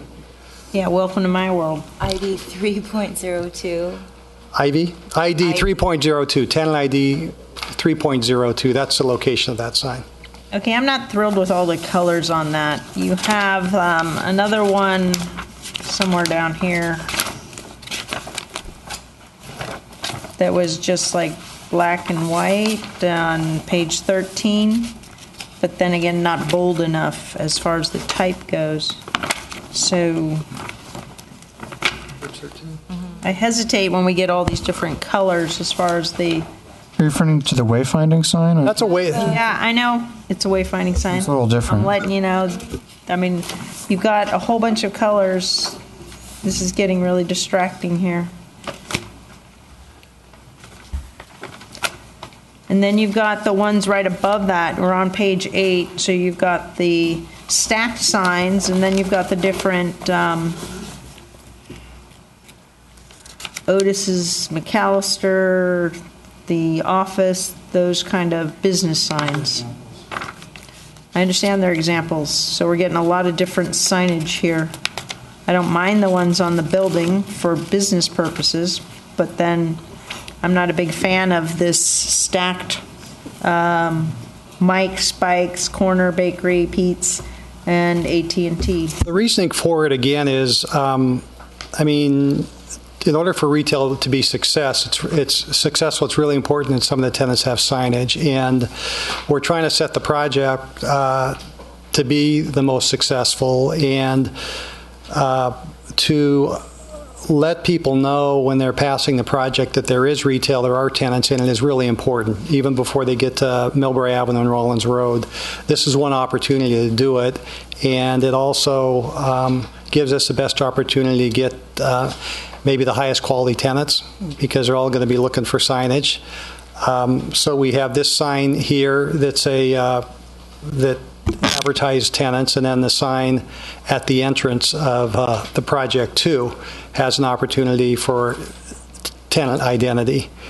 And then the rest of the tenant signs are on the tenant storefronts. Again, conform to your code, which is for every linear foot of frontage, you multiply that at 1.5, and that's the total square footage they get. Again, right out of your sign ordinance. Maximum sign height for the tenants on the ground floor is 1.5 feet, and then their length depends upon. Where's the signage at the entrance? That's what I did not. What page is that on? See if we can find that. It's not in our. Page 9, is that the one? Page 9. Kelly, while you're I really looking, don't like. There it is, page 9. Yeah, I really don't like that. That's way too cluttered out there. You got all these different colors right below the station area. That's, to me, is way too distracting. Well, again, go ahead. Okay, yes, Councilman Schneider. Did staff have a recommendation one way or another on signage? And if so, can you share with us your thoughts? I see the balance here between too much color on a primary corner versus getting people into these stores so that they're making money. Well, again, Planning Commission. Making money is important. Staff recommended approval at this time. I know it's up to you, but I'm just context We got how that. I You've how said I got. that 5 different times there. It's up to us right now. I don't like all these colors. It's getting way too cluttered there. It looks like a junky corner. So from a I standpoint understand the businesses have to have their thing, but I don't think that we have to have that many colors on the corner there. We could cut the colors down on the corner. What if it were, a uniform color? Would that work, or does it have to be some variation? It'd be nice to have a little flexibility. Yeah, I don't really like the lime green. There. No, I don't. I don't think it fits in with the rest of the project colors. It says Starbucks to me, but it's too much if you out kept there the on colors, corner. if you kept the colors, so there you've got 3 primary colors more or less. If you kept it to 2 or 3 colors that are shades, variations on the same color, would people still be able to read them? But when you looked at it, you would see something a little bit more like the building, like the Veterans Housing Building. Short answer, I think we could go to 3 colors. I mean, that would give me the flexibility. If a corporate user came in and they had a specific color, I could accommodate that, but it would prevent Councilwoman Pappin's concern about having 6 different colors on the sign. So I think that's something we could work with. So, I mean, if I'm Starbucks, I'm going to want my Starbucks green on my sign. And if We're going to be on the... it is true. It's not That's like true. a lime. It is a darker green. I'm trying to think of 2 other stores. Jamba Juice is yellow. Better not get a Jamba Juice. What? We go green, white, and red. I mean, I just don't. I disagree. I think we need to be a standard color there. You've got a ton of color on the building itself. Then you're adding colors down here. If you need to put the signage out there, then it should be one standard color. If you've got a white wall there, then put them there in one color. This is just way too much. It's getting really junky there. Look at the color on the building. It looks like a pair of pants I wore in the 60s. And you admit to wearing those pants. That's what's scary. I think. Yeah, that's the scary part. Hey, so Yes. maybe you could just you can have that many colors, but not so thin of strips. Maybe make it wider strips or something. Because now it looks psychedelic, and in somebody said in the audience before, it can, you can get distracted. Well, that's extremely distracting there. Yeah. It just should be a simple corner and not all that colors. I would say I would suggest to match, the building color materials there. Maybe like a blue, sort of a burnt orange, and like a brown. That's not going to be appealing to a That's... Well, they already have a blue, they already have an orange, like a burnt orange. Could you just use for uniformity, could you just use the backdrop of your... Even that red is okay, but... Millbrae Station vertical sign, and then depending on the tenant, then just use their colors and their logo and their font. Yeah, exactly. Customize it That's that way. exactly what we need to do. Yeah. So one background color and then logos and specific to each one tenant. background color. You can kind of see it here on the monument, and then you see it here on the vertical side. Yeah, I think that's a good and suggestion. Then just let the tenants own colors and image provide whatever that may be for the color. They need to brand it themselves. Yeah. Yes, Mr. Yeah, just one comment too. I was noticing that if you're playing off the color of the the actual building signage, which is the dark gray, the orange, and the white, that's the same as the entry signage, as well as, I think, the shop signage. So you have some theme there that maybe that's a color scheme that could work. And then, like the city manager said, then off of those base colors, then the tenant would have their own logo on there. Yeah, that works for me. I'm getting a little tired. So we're saying instead of white here, instead of that white there, it's going to have a darker color in the A background. darker background Okay. with logos. Okay. Yeah. That's great. I mean, critical to me is that we get people shopping at these shops. That's critical to all of us here. We're trying to. So we have to allow signage. I'm confused now because we've talked about the red background, and then you've got, as was mentioned here on page 15, you've got a dark background, the white, and then it looks like an orange as far as the shops go. So some consistency here. What are we talking about? I think on page 9, our recommendation would be to have the backdrop that's consistent with the vertical sign, that gray color, whatever, and then let each tenant, with their font, their corporate colors and their design, then become the image on that monument. So the Millbrae Station vertical sign would be the back color. I see. Okay. Sorry, is that a gray or is that a blue? It looks like sort of a cobalt blue to me. Hey, John Muniz suggested that we move the theater sign there. No. Save the theater sign. No, this theater sign stays where it is. That's a historic landmark. Yeah. And it stays on that building if that ever gets... Well, that's the reason why he wants it moved, because he feels that in future that sign might get relocated anyway. It's up to us to make sure that doesn't happen. But. It's also built into the DA for that building. All right, so then if we go to page 8, can we do the same thing there, please? Don't like page 8, the stacked signs. Yes. So thematic Yes. to all the other locations. Getting rid of 4 different colors there. All right, we have some agreement there? Yes. Okay, that's good. Same thing on page 11, obviously. On page 13, your wayfinding signs, can you please make the lettering more bold? Yes. Your arrows are very bold, and Yeah, I agree. some of us are visually impaired. And how will these signs be lit? If this is a way. Can you change Garden Lane to shopping or something that people can understand? We're one page behind you, Wayne. Oh, no, we're not. Page 13, right? Yes, yes, sir. Page 13. I don't think Garden Lane's going to help out. Just tell them where shopping is and downtown Millbrae is, that sort of thing. Yeah, it's supposed to be wayfinding, not a street If you sign. Google, it's not a street sign. Vice Mayor, I think on your building it's shops at Garden Lane, so maybe you just say add shops at Garden Lane. That's fine. Okay, Mr. Mayor. Then 14, we're going to take out those colors too. Go to page 14. Yeah. Is that correct, everybody? Yes. I still think you should get rid of the name of the streets, because nobody really cares what the name of the street is. They want to know where to, get the amenities. They want I think the amenities. it's fine because it says the shop, so I think it's Shops above. It's clear that it's a shopping area.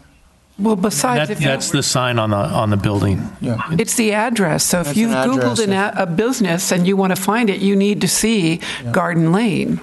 And there was a Garden Lane there many years ago, so I think it's nice to have that homage to the old Garden Lane, which was destroyed when Bart came in. Question, and this is probably not the best example. Are there going to be any "You Are Here's"? Like a directory? Yeah. Good point. We haven't seen any directory. I mean, this. Say yes. I think that's a great idea. Yeah, that's right. Haven't seen any of those. Good suggestion. We didn't program a directory. What we did here is on the wayfinding sign, it kind of headed you right down the right direction. If I mean, we could probably do one somewhere down Garden Lane and just have a little map and show where all the tenants are. That's not a problem. That could be part of our wayfinding package.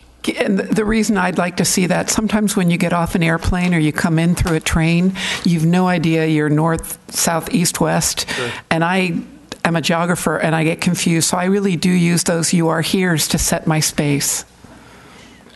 Good idea. Yep.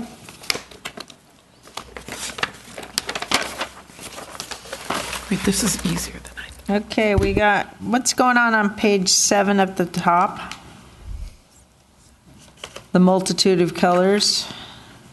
You've got the beach house. I think it's lettering examples, isn't it? Is it just lettering examples? That'd be nice because I'm getting a headache. It's just examples of lettering. Okay, as long as we're not getting all those colors. Are we actually choosing the font? I don't believe so.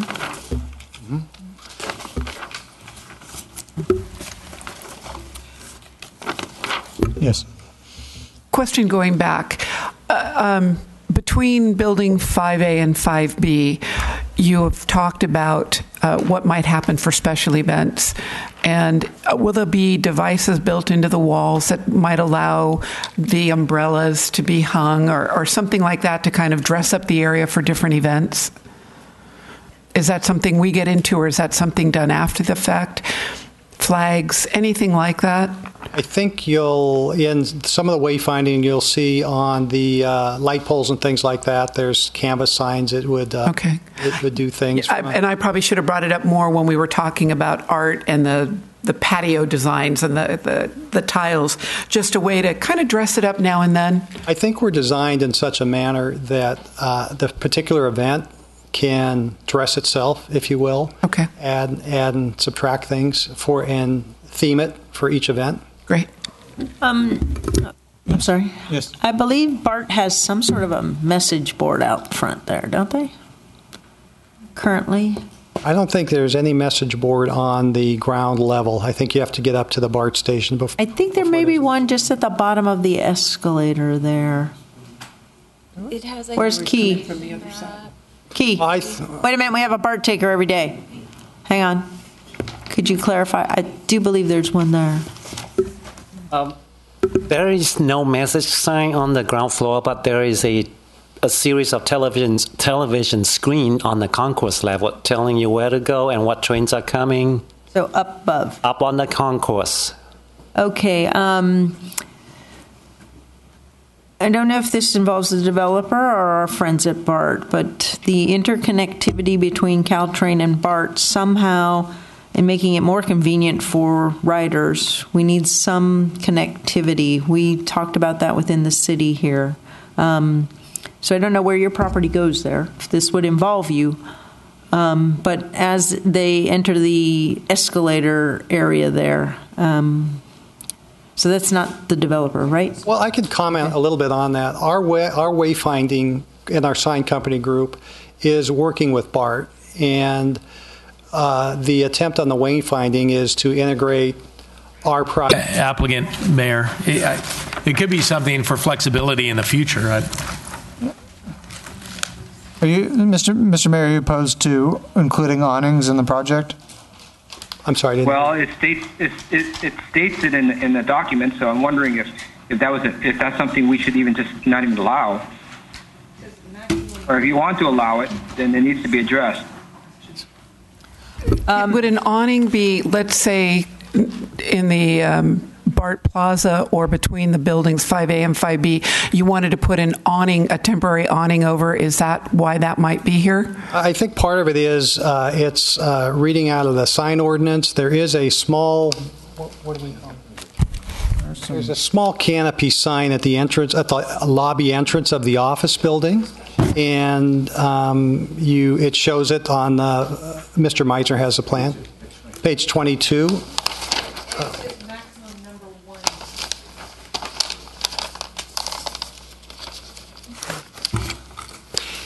And again, there's nothing in here that... Which page is this showing on your... 22. Page 22. Page 22? Yeah, you see office lobby entrance with canopy sign.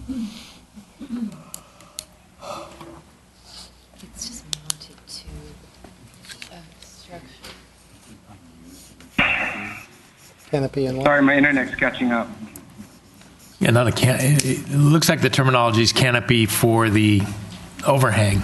Correct. So it's a not a fabric canopy sign. It's a canopy with a sign attached to it. Correct.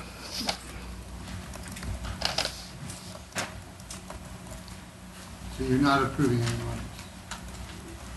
Correct. That's not an awning. If that sign went away, that architectural element would still exist. You know, to be red mark then? there's no awnings. There are no awnings on our buildings. There are some canopies, and again, this. Canopies. Okay. Yeah. Are you Not all sure right? What the difference is, but Is everything okay, Mr. Mayor? what is the difference between an awning and a canopy? An awning's more of a solid structure. A canopy is often fabric or some sort of curved material. But again, we do not have any awnings. I'm sorry, you have that in mind or do not have that in mind? We don't have it in mind. Okay, but it's showing in your rendition. It's specifically called out. We have a canopy. We do not have any awnings, to be specific. So that answers if that answers your question on page 22. I don't know if you have any other questions. Well, my question is, are we allowing canopies? It appears we are. We are not allowing, there's no awning, though. One canopy on the entrance. That canopy is a metal frame canopy. It's not a material. Correct. Yeah. So that canopy would exist. It's an architectural element, not a sign element. You happen to be attaching a sign to the canopy. Correct. Okay, so why don't we remove the reference to awnings then? That's fine. Okay, sure. Okay. And I think we'll leave open for interpretation and negotiations, Okay, the electrical. And the other thing is you showed us three choices on blade signs, light boxes, or hanging signs. What page? Right? Yeah, on page 28. 23 or 28? It's the same thing. Oh, it's same 28, thing. 28. Let's go to 28. We're on 28? Yeah. Okay. I mean, the two examples of Pete's Coffee, the one from the wall and one hanging down. I like the first, the top one, and I also like blade signs. I don't like light boxes. I don't like that pineapple boutique. I don't like light boxes. That's a good point. How is that a light box? This one is a light box. This is hanging down.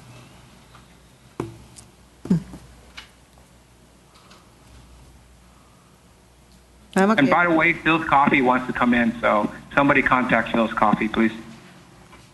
We have. Artwork. They said. So yeah, I prefer the top rendering on number 28. Side, your turn from the Signage? side, where it's Is hanging it- from the side as opposed to hanging from the top. Well, No, I think the there's building three on number mounted wall. 28. I prefer the top.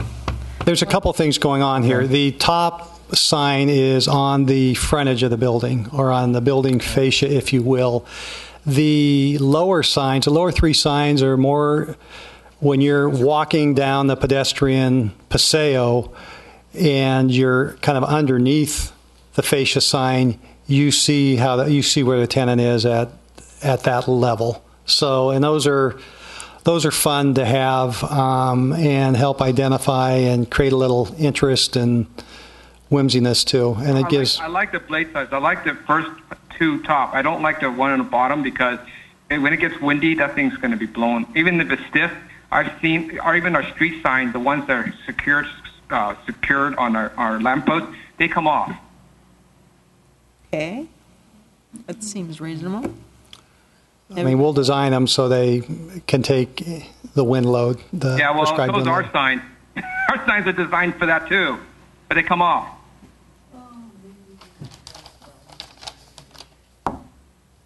So let's try not to use the last one. I guess The Pineapple Bonique, the one Yeah. with the internally. We're fine with that. Is that all right, Just, Mr. Mayor? just channel letter signing instead of the light box signing. I like the top two. Forget the third one. Okay. That's fine. That works for me. This one, this one. Okay, that's it. I done? think so. Did we forget anything? I prefer to stay away from light boxes. It makes the place look cheap. Well, you just picked the light box, though. If you picked No, I did not do the light it was a box. channel letter preference. Sign. For the blades. Eliminated the light box and had the channel letters on the actual facade of the building. And he did the blade sign directly below Pete's Right. is the one he wants, which Right. is not internally illuminated. Okay. Are we all good with signage? Move to adjourn. Okay. And we'd love to, I think some of this, we'd love to get some motions and approvals of portions of this. I Can think we move to approve? Okay, so I think we need to. Sign. Right. So what would be coming back to us? The hotel, building materials, the artwork on the art wall. Just the one, yeah, number one on that slide. And fountain. We're going to see a bear. We want to see a bear. Oh, I think we came to a consensus on the concept for the fountain, but not necessarily on the animal that would be. I'd like to see a final fishing. rendition. Okay. I'm fine with that. Well, if he wants to see the final animal, I'm okay. But I think you approved the fountain itself. You came Okay. to consent. I think we approved I think we have a consensus on the concept of the fountain, but not necessarily the animal that would be included. Okay. So the vertical art screen, the fountain animal, and Hotel material. You the said. hotel material. Is that it? Well, I'm still uncomfortable with the monument piece. We haven't seen both sides of it, and the lighting, just And in the a- height and all that. height, So okay. it's kind of I think you big said deal. you gave us a height, how you wanted the letters, and that you wanted the gateway, the Millbrae sign in there, and I think you're okay with the color. So we'll work with staff to finalize that. But I think you gave us pretty specific direction I on that. think if that's fine. I think I agree with that. Well, then we talked about the Going to be two-sided. irrigation, the lighting, and the landscaping. I mean, it has to be, that is the monument, so it's got to be something that's, It's on us to maintain it. It's on us to. I'm not necessarily sure of that. They're moving our monument He's talking about maintenance. maintain afterwards, yeah, but putting in we're not sure about the electrical, and we're not sure about the irrigation at this point in time, so. And I think it's appropriate to condition it too as part of the monument sign to enhance the landscaping in that median. Okay. I think around the sign itself. Okay. And anything else that we need to have brought back to us, or are we're good on everything else? Is that it? Okay, so the items that will be coming back are the hotel building material, the vertical art screen, the animal on the fountain, animal on the fountain, and the landscaping and final design for the monument in the center median. okay, and everything else. The what else do we have to do? The rest of the art, the master sign program. And the barrier details. Everything else is good to go, and the miscellaneous fixtures and equipment, all of that. Yeah, and to clarify, the barrier details are just that. It's just intermediate, basically a wire, that landscape wire fence with foliage around it. Correct. Yeah. And I voted no on the hanging thing, but I lost, so you got it. Those figures. Okay. Do we have a motion? I'd make the motion. I'm not sure I can repeat it, though. Are we okay with Fair enough. Yeah. Okay. Okay. Staff, or you got it? Okay. Have a second. Your votes, please.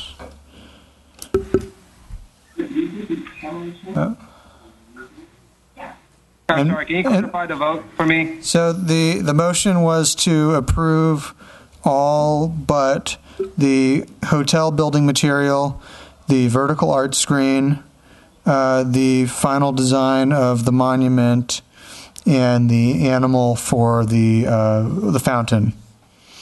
Okay. Okay, you're an aye vote, yes? Yeah. Okay. And do we have a... Thank you very much. We'll see you, the vote? we'll see you soon. Could you tell me who did the motion and the second? The motion was by Councilwoman Schneider, the second by Councilman Oliva. The item passed unanimously. Okay, thank you all very much, and we will adjourn and be back next Tuesday. Thank you. One more item. Continuing this, though, to the council meeting on I apologize. May 9th. The items that were discussed tonight are continued to May 9th council meeting. Oh, wait, May 14th. May 14th. Sorry. May 14th. May 14th. Good night.